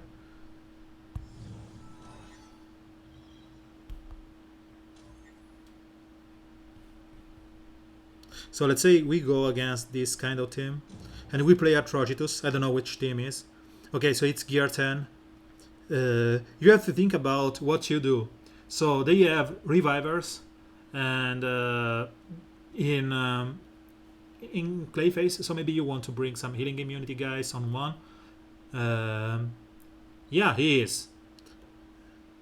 The point is that the benefit from Atrocitus in leadership position is that he gets the increased damage. So the increased damage and speed are gross, and because he gives shields to his teammates, you can even use him with Al Jordan.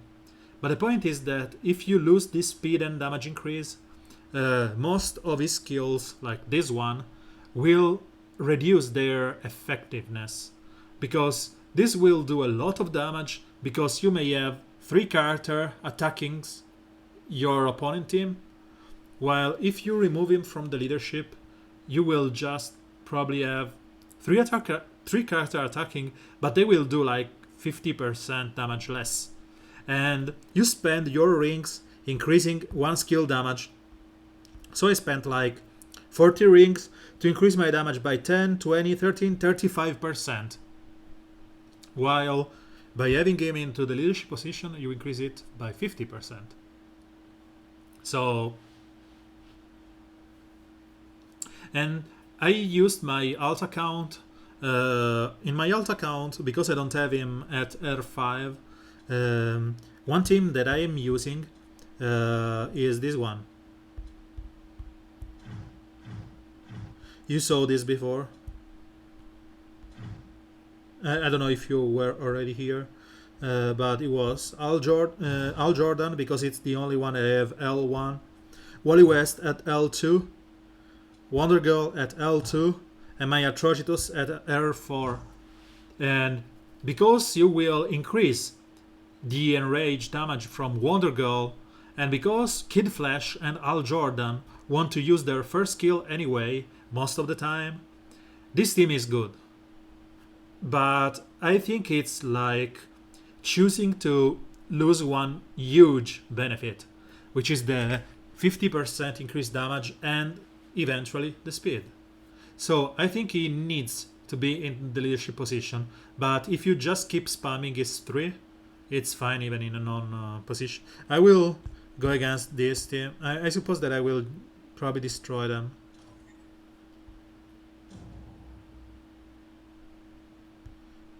Because of gear 11. Here Wonder Girl will probably do the heavy lifting. So this is the team that I'm using on the heroic the alt account.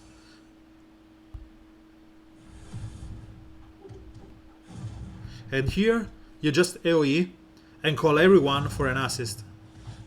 Wally West will slow down, Wonder Girl will do a lot of damage. I should have called an assist here, would have been way better. And because there are 2 enraged characters, I will kill one thing, and then they will attack randomly. They didn't because 25%, but it's okay.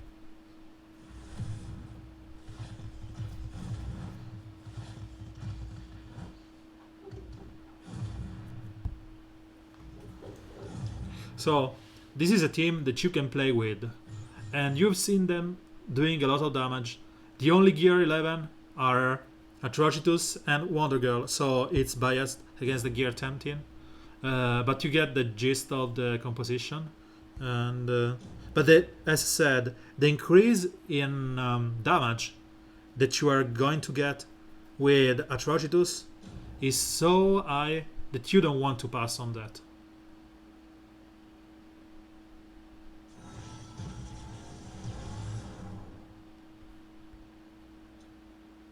So let's just slow down him.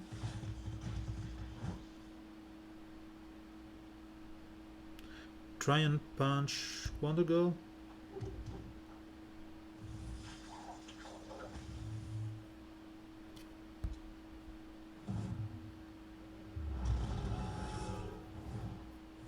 Bye bye Atrocitus. So as you can see, Atrocitus didn't benefit from the increase in damage here, and thus my team was losing a huge benefit into that point. The increase in 50% damage would have meant that this team would have been destroyed way long ago. So I think I can still win this one because my Wonder Girl is gear 11, right? So I will get to a point where I can win it.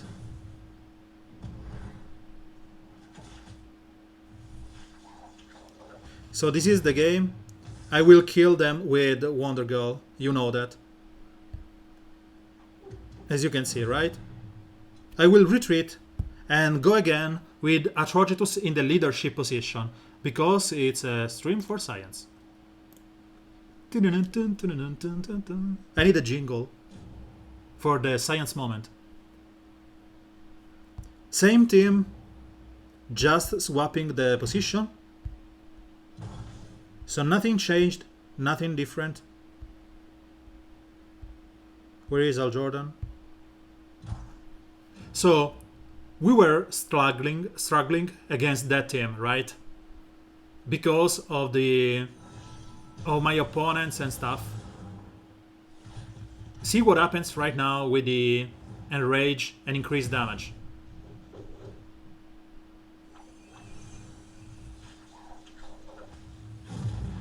Can you see it?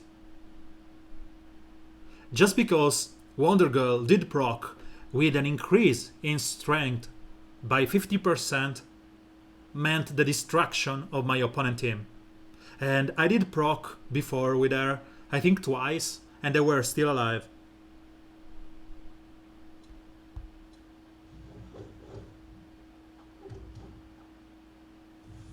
The increase in damage of that 50% is so gross that shouldn't underestimate it. So, same team as before, we went from 1 star to an unlucky 2 stars. So we struggled before, and it was an easy mode right now. I don't know if you get what I'm saying. So that 50% increased damage is pretty huge, especially because you want to, with Atrocitus, you want to use the third skill on the first turn, giving enrage to everyone for 2 more turns, meaning that for 3 consecutive turns they have 50% increased damage, which is like using all your brewlings on all your skills. And that's the reason why you are trying to get someone that has good first skill. For example, Starfire as huge first skill, or let's go by the roster. Superman is okay, just 20%, 25% chance to stun if you have the legendary points. He is not so good because it does little damage and he cannot purge unless he is invisible. He is gross because this already does a lot of damage, and if it's increased by 10%, 50%, you know what happens. He is pretty good because its first skill calls for an assist. So even though he is enraged, he's working like he is intended. Going on and on. She enraged gets a lot of bonuses. Cyborg, we will get there. She already said that. She's good because she will buff herself. He is obviously the caller. He has a chance to debuffs, apply bleeds, do some damage, purge awareness, put healing immunity. To me, Swamp Thing is a nombo because he will apply mans, it's okay, through heal, it's okay, but he will purge 5 debuffs from random allies. That means that he will purge the enrage from your guys. And about Red Hood, he was one of the very first that I tried. The issue with him is that his skill don't do that much of a damage because it's true damage with the bleeds and the purge and the healing immunity. He has so much utility on his kit that it's correct that unless he procs his second skill, it does a light damage. But it's pretty good. It's one of the best. Grodd again, chance to stun, ints up, chance to steal the intelligence up. He is so fun, so good, because he will steal buffs. So if you have on your opponent's side one Harlequin Magister, one Wonder Girl, one whatever, you will steal their Death Immunity or Taunt or whatever. He's not so good. She's pretty good. She's horrible. She is meh because you want to use the first skill anyway, but I don't like Harlequin at all. She's good if you have other bleeders, because she will apply bleeds, then proc the second, apply more bleeds, through damage. She's not that good because she's a support role. She wants to use other skill, like Lobo. He's pretty good, especially because the increased damage will benefit from his proc on his second skill. He is good, you know, you want to use the first skill on Doomsday. He is not because you want Taunt Tip.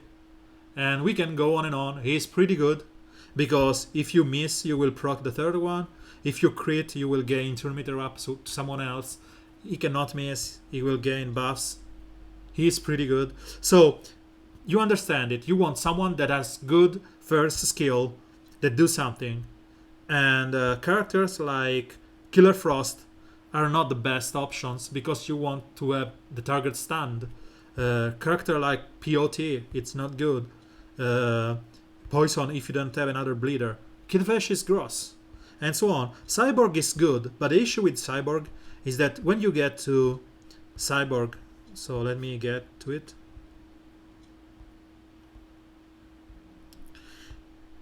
Cyborg, it's someone that you want to ramp up for a couple of turns, and then you want to use the charged cannon. So this first skill is good. The increased damage and the strength up that he gets will make him snowball out of nothing, out of nowhere. But you want to use this charged cannon eventually. And if he's always enraged for 3 consecutive turns, you are probably at the end of the game. So he is good to a degree.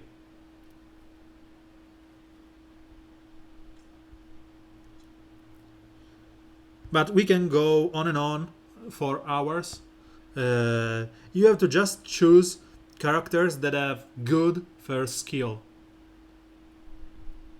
Don't play them with Bane or Flash or Robin or for example, one team that I was dreaming about and that I cannot play at the moment because my Catwoman is in the dumpster is this one I was talking before.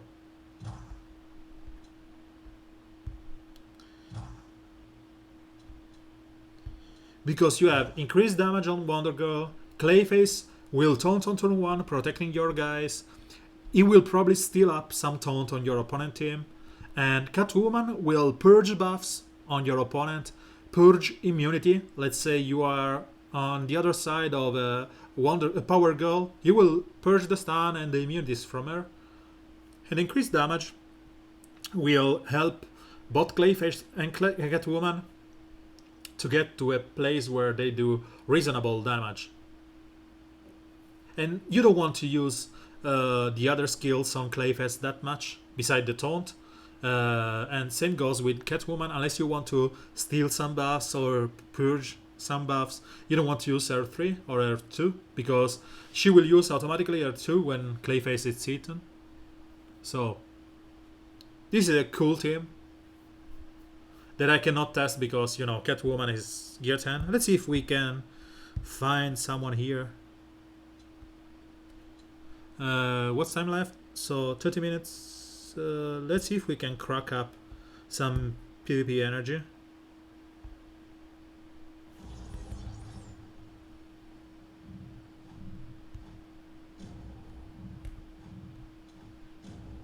I should stop here because it just came to my mind that maybe they will introduce the siege energy into packs. So maybe it's better if I just save that.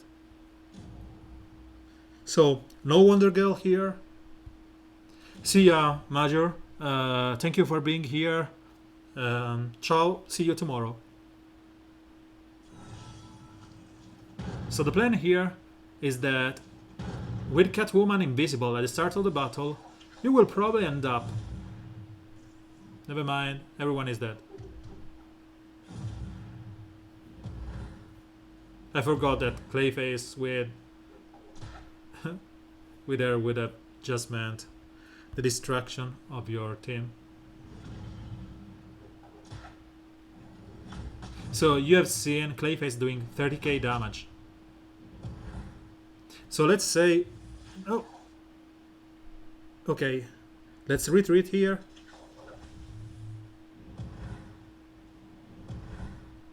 And remove Wonder Girl. So you have seen that Wonder Girl is pretty good in this compo. And this guy will say, oh, I've beaten Duo. Yeah, sure.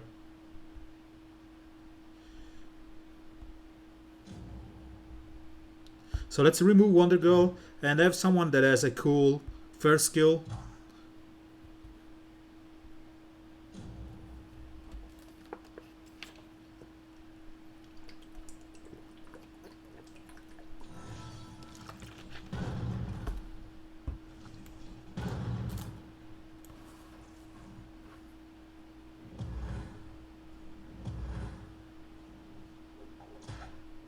So as you can see, I have called an assist from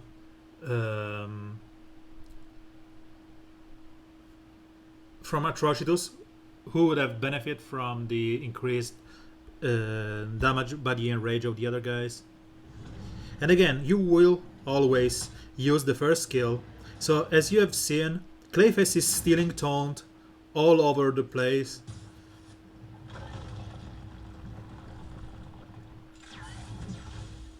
Catwoman is still invisible, meaning that she will purge invulnerabilities.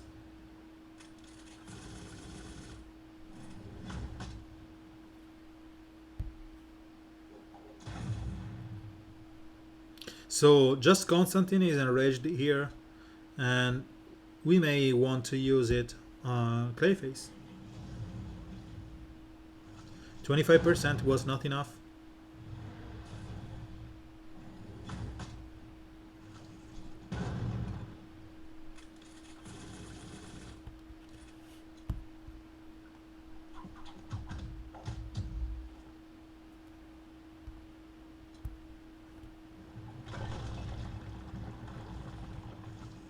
So Clayface is keeping the taunt up because of my Constantine, it seems.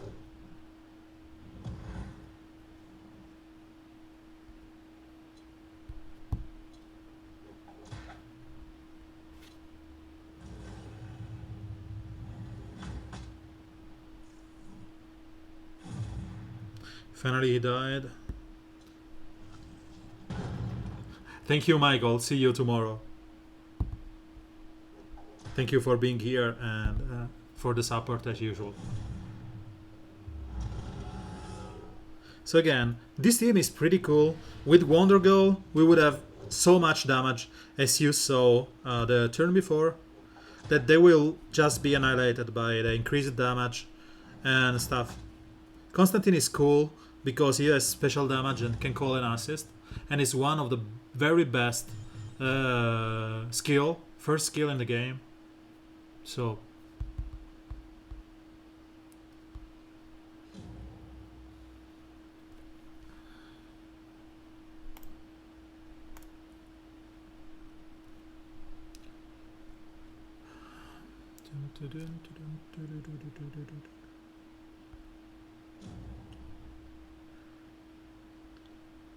so let's keep going with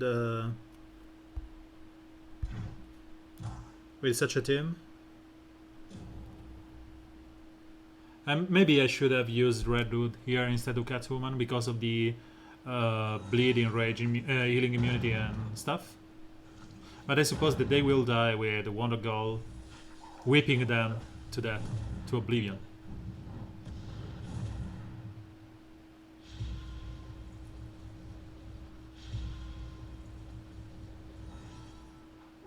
So he just rests for Atrocitus leadership and is now clapping because of its skill.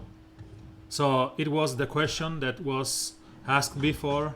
If someone dies for any particular reason, do they get the chance to proc their death matter skill after that? Yes, they do. We just saw Clayface being killed by something, raising up with enrage, which means that is dead, and Atrocitus leadership, Atrocitus passive procced, and then when he died again, he just clapped, getting back to health. So they can go on and on.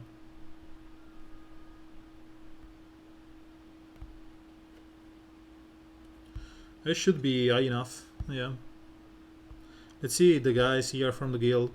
Daniel was pretty high yesterday. It was like 35-ish. I suppose he went to bed and didn't care about... Yeah, 42. There's someone else from JLR. I haven't seen anyone. We didn't care about this Raven week, to be honest.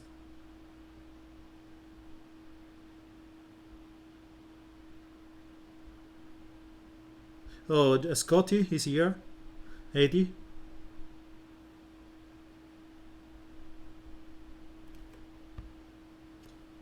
So Scotty, how is playing with the big boys? Yeah, it was like 12k. But let's use Larfreeze if we can. Joker something something, and maybe we can use Larfreeze with. So I want to kill. So the best thing for Larfreeze is in a colas situation. Something like this should be cool. If it would have been just a normal team without Deathstroke, I would have used Constantine into the leadership, or just Al Jordan. So let's kill Wonder Girl here. I said kill Wonder Girl.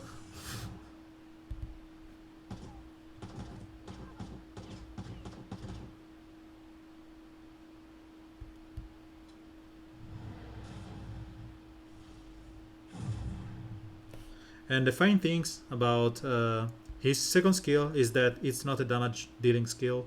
So he will steal everything. It seems that he cannot miss.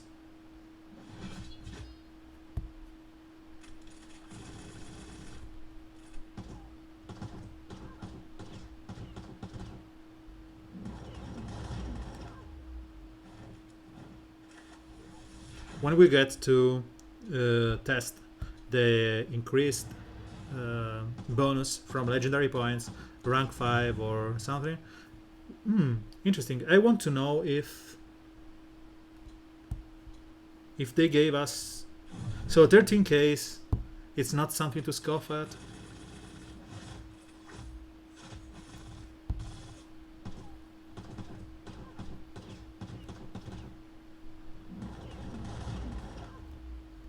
Let's taunt.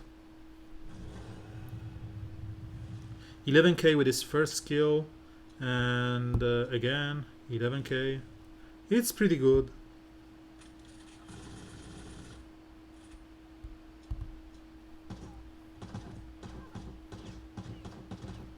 So he should die because he cannot heal and the blades will kill him. So as I said, he needs some kind of snowball effect, like Dr. Fate, which is pretty slow. Grodd. Let me check Grodd speed. Maybe he can work in my stun team. Speed is 98. So if we go like this, let me test on something stupid. Nope. Okay, so science mode on. Fasten your seatbelt.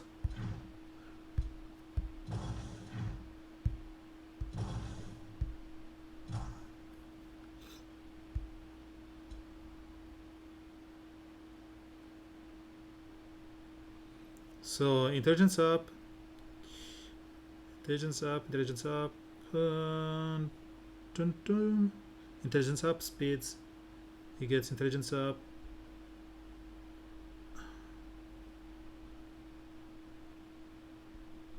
Red Robin. Still the buff on turn 1, intelligence up on turn 2. Stun someone.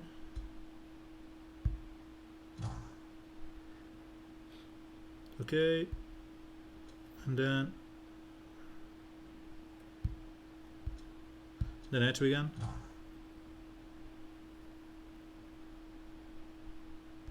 So this is not something that will probably work because my Killer Frost is lower than it should be because it's gear 10 and she will die from Starfire or any other critter on turn 1. The only hope that I have is that Fate will buff up.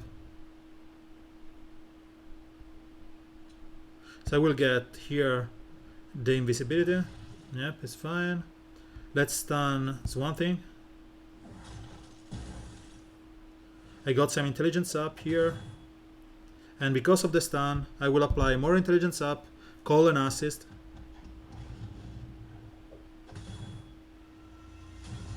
As I said, it's just a shame that my Killer Frost is so slow.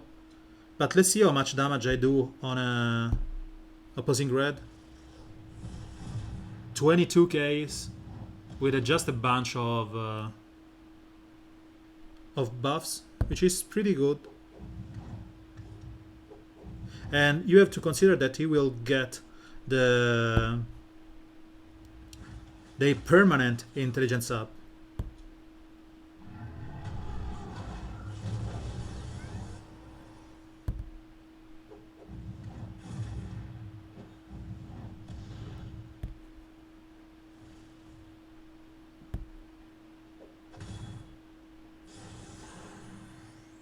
So let's try and stun someone here. Okay, so she will heal everyone, purge the debuffs. We want to do some damage on an opposing gear 11 with intelligence up. It should be low. It's even 5k. I'm in love with Larfreeze, to be honest.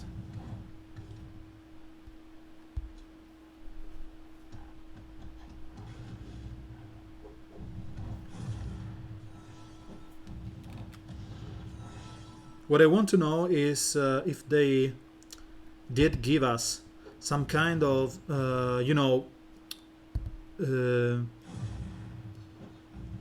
pack to buy in the shop because they released something new. So this should kill one of them, fully heal something, I suppose. Yep.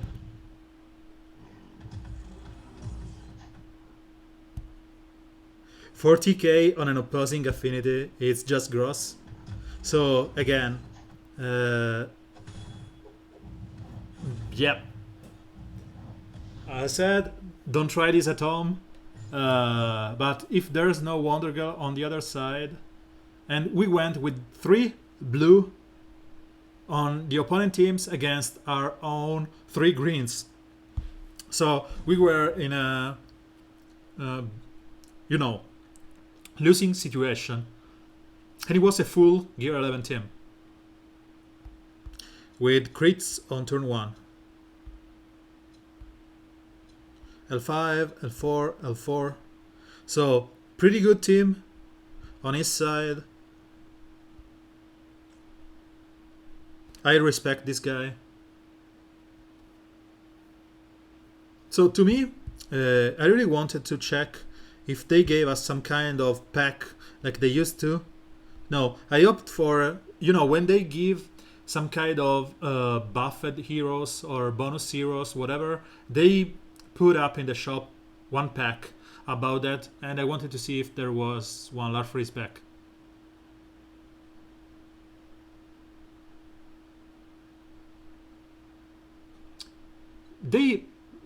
I don't know what their solution will be. At the moment, there is no way to buy more energy.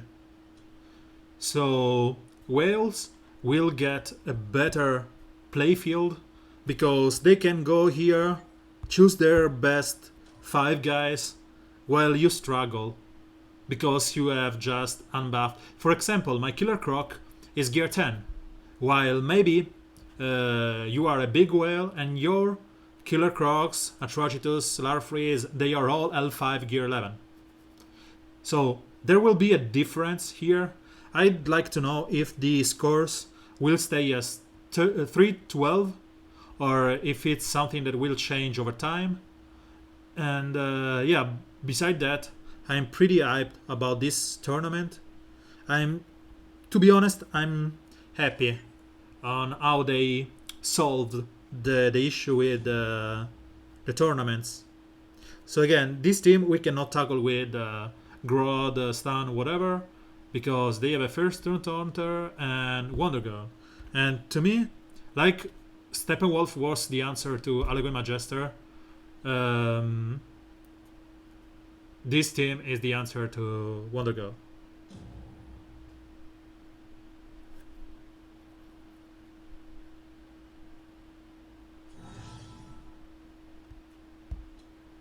Let me check one moment. My girlfriend.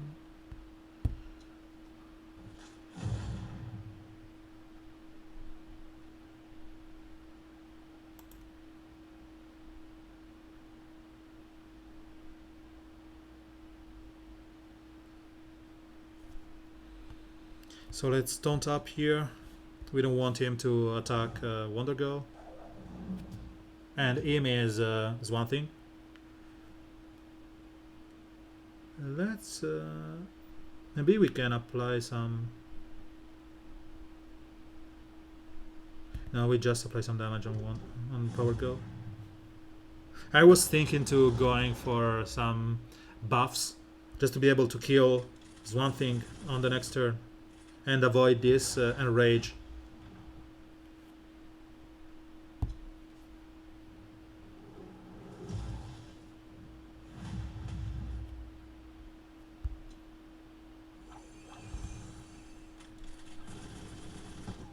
Stupid me, I should have tried and killed him with a big shot. I wanted to save the damage for the ring immunity.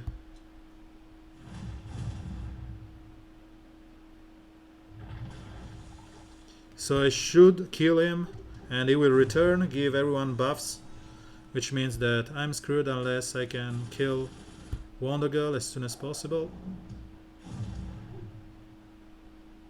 Then kill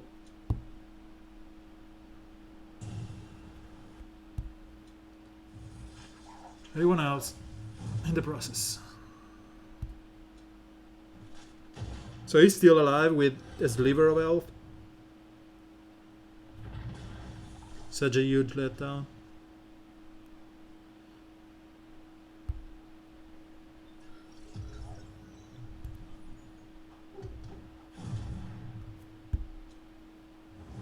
Please don't have the AoE. Please, please, please, please, please.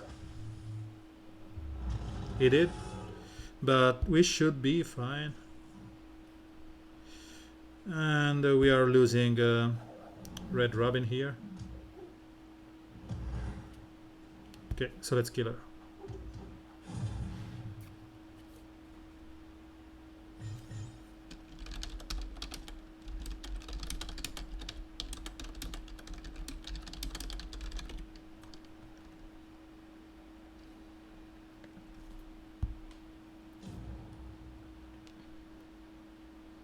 So 2 more energy for us. And it's nap time. 2 taunters, whatever, usual. So let's just go with this team.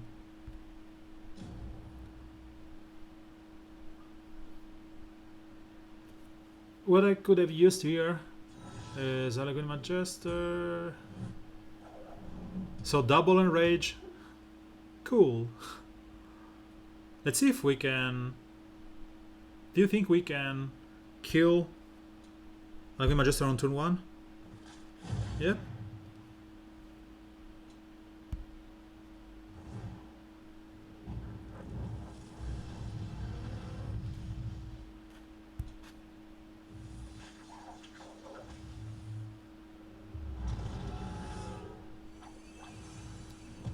So as soon as Superman doesn't take his turn, we should be in okay shape. Let's kill Wonder Girl and we should be okay.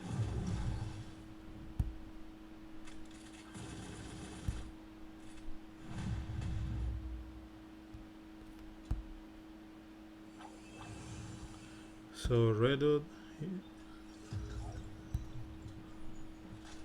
Bye bye, Atrian.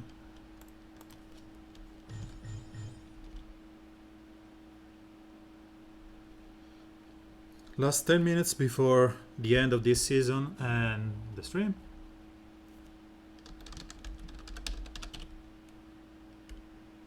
Last fight of the evening, it's this abysmal team. Let's just troll him with our favorite team.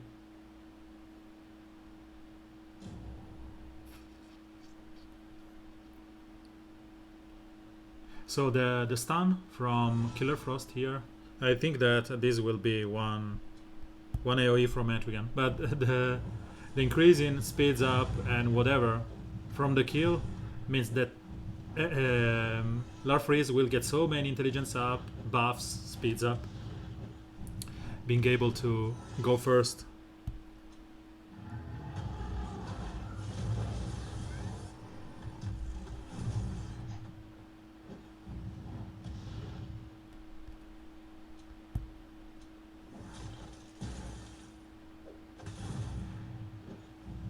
I really want to bring my uh, my Killer Frost to L4 and Gear 11.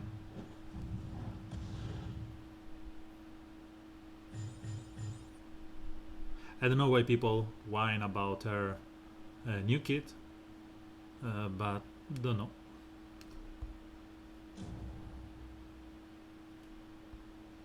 So I don't need cyborg shards, so I will not collect those, and I will get for the reset to get some Medfill one.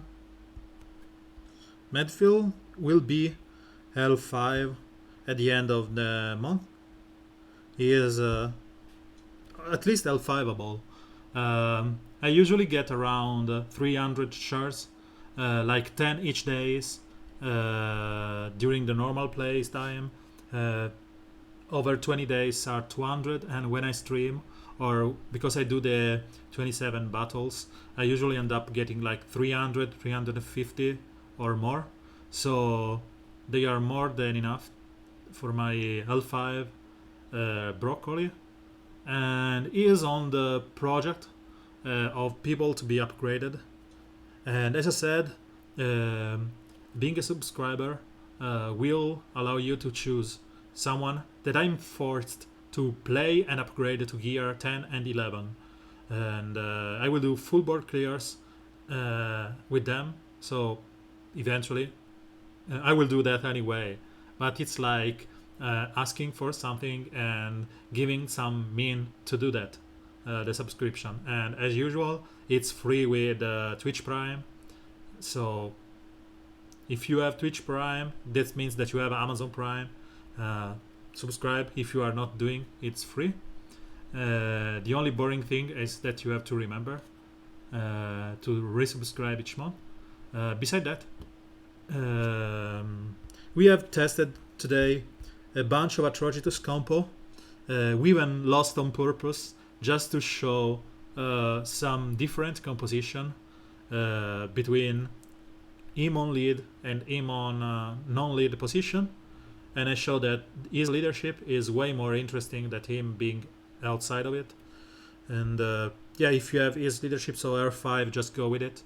And as of the legendary points, I'm pretty sure that the order is that 5, 3, and then if you like to play with an assist heavy composition, let's say you play with Constantine, especially because he's one of the character buffed in the new event, just take the first. If you don't, then the second one is better, because it's like guaranteed to call an assist. Yeah, I'm pretty happy about the reward of the new event, because as you can see, I have a bunch of heroes that I can take to L5, Swamp Thing, DS, even Cheetah, Siren, and the only one that I took to L5 are the one that I love from the comic. There are Superman and Doomsday. I don't have anyone else at L5. So being able to gain a bunch, because they are pretty much whatever you take like in 10 months worth of playing, gaining that much of an energy is pretty good. So if you don't do stupid things like I did and you go on and play junk, you will be able to get into at least 200 trophy on the end of the month, getting you at least to 75k legendary essence, which means the game will snowball like in 3 months to a full L5. Because when you I think that the average player will be around rank 20k, right? So if you are rank 20k, you will get enough for L1 of the hero, and then you will get like 450k legendary essence, which is like 4 heroes at L5. And if you go on and you get like top 100 or top 200 or whatever, because you have already spent something on the game, you are getting so much of a benefit out of it. gaining 1,250,000 legendary essence in rank 600. It's our dream. It's always been like this. We wanted better ways to gain that legendary essence, and this is a good way. It's a shame that rank first will not get a full L5 hero because he will lack 100 shards. But who cares? You got like 10,000 million legendary essence. It's pretty good. It's one of the best ever reward they could have given us. I'm pretty happy about this.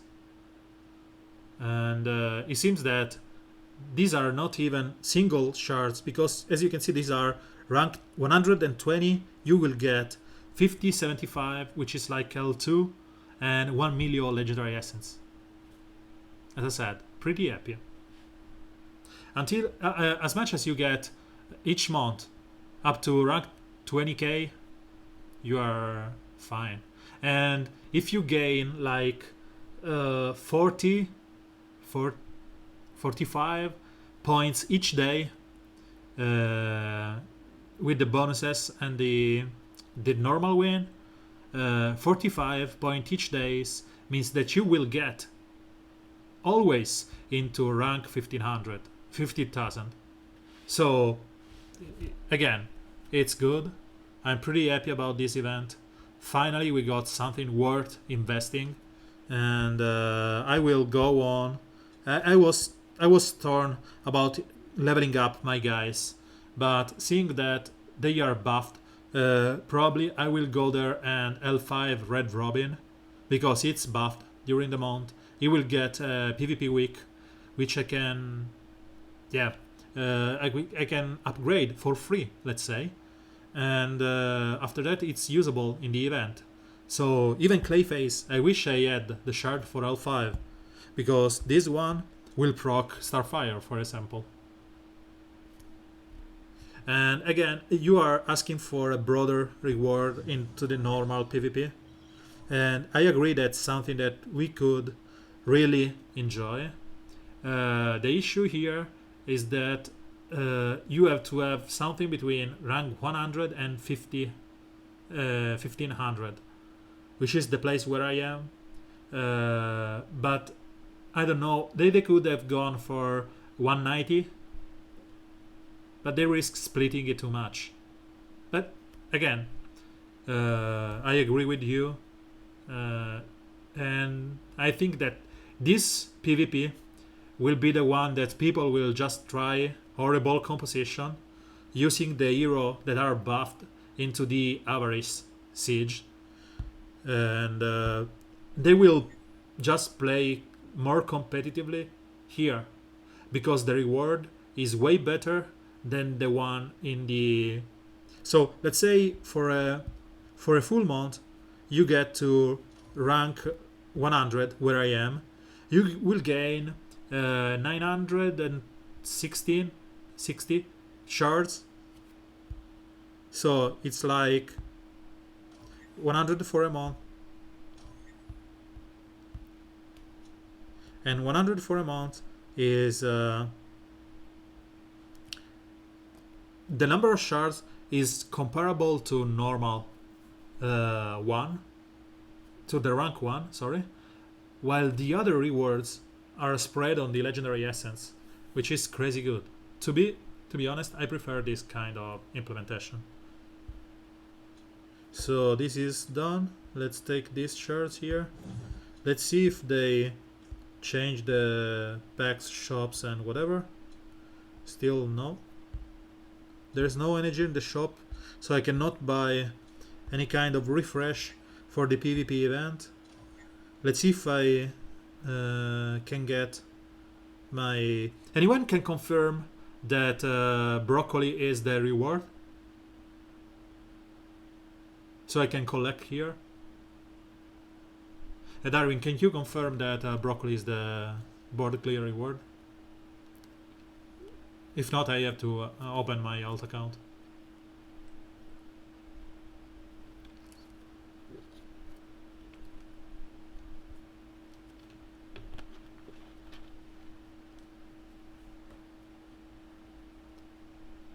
Okay, thank you, Jess. So, welcome to the stream at the end of it, but thank you for being on the stream. So, is exactly L4 and good. Yeah, no more cyborg. Yeah, I noticed. So, I will see you in the, I suppose, next days. I will be to my parents from Wednesday evening. So my next stream will be on Sunday, hopefully. And if I can, I will maybe stream from the iPad. There will be no fancy stuff like the chat or stream science mode. It will be only my iPad, so no overlay. But I hope that you will enjoy it anyway. And I'll catch you in the next days. So thank you for being on stream. And as always, thank you for the support and the, you know, interest in the content I provide. Enjoy Atrocitus is pretty cool, and I'll see you in the next days. Good night. Ciao.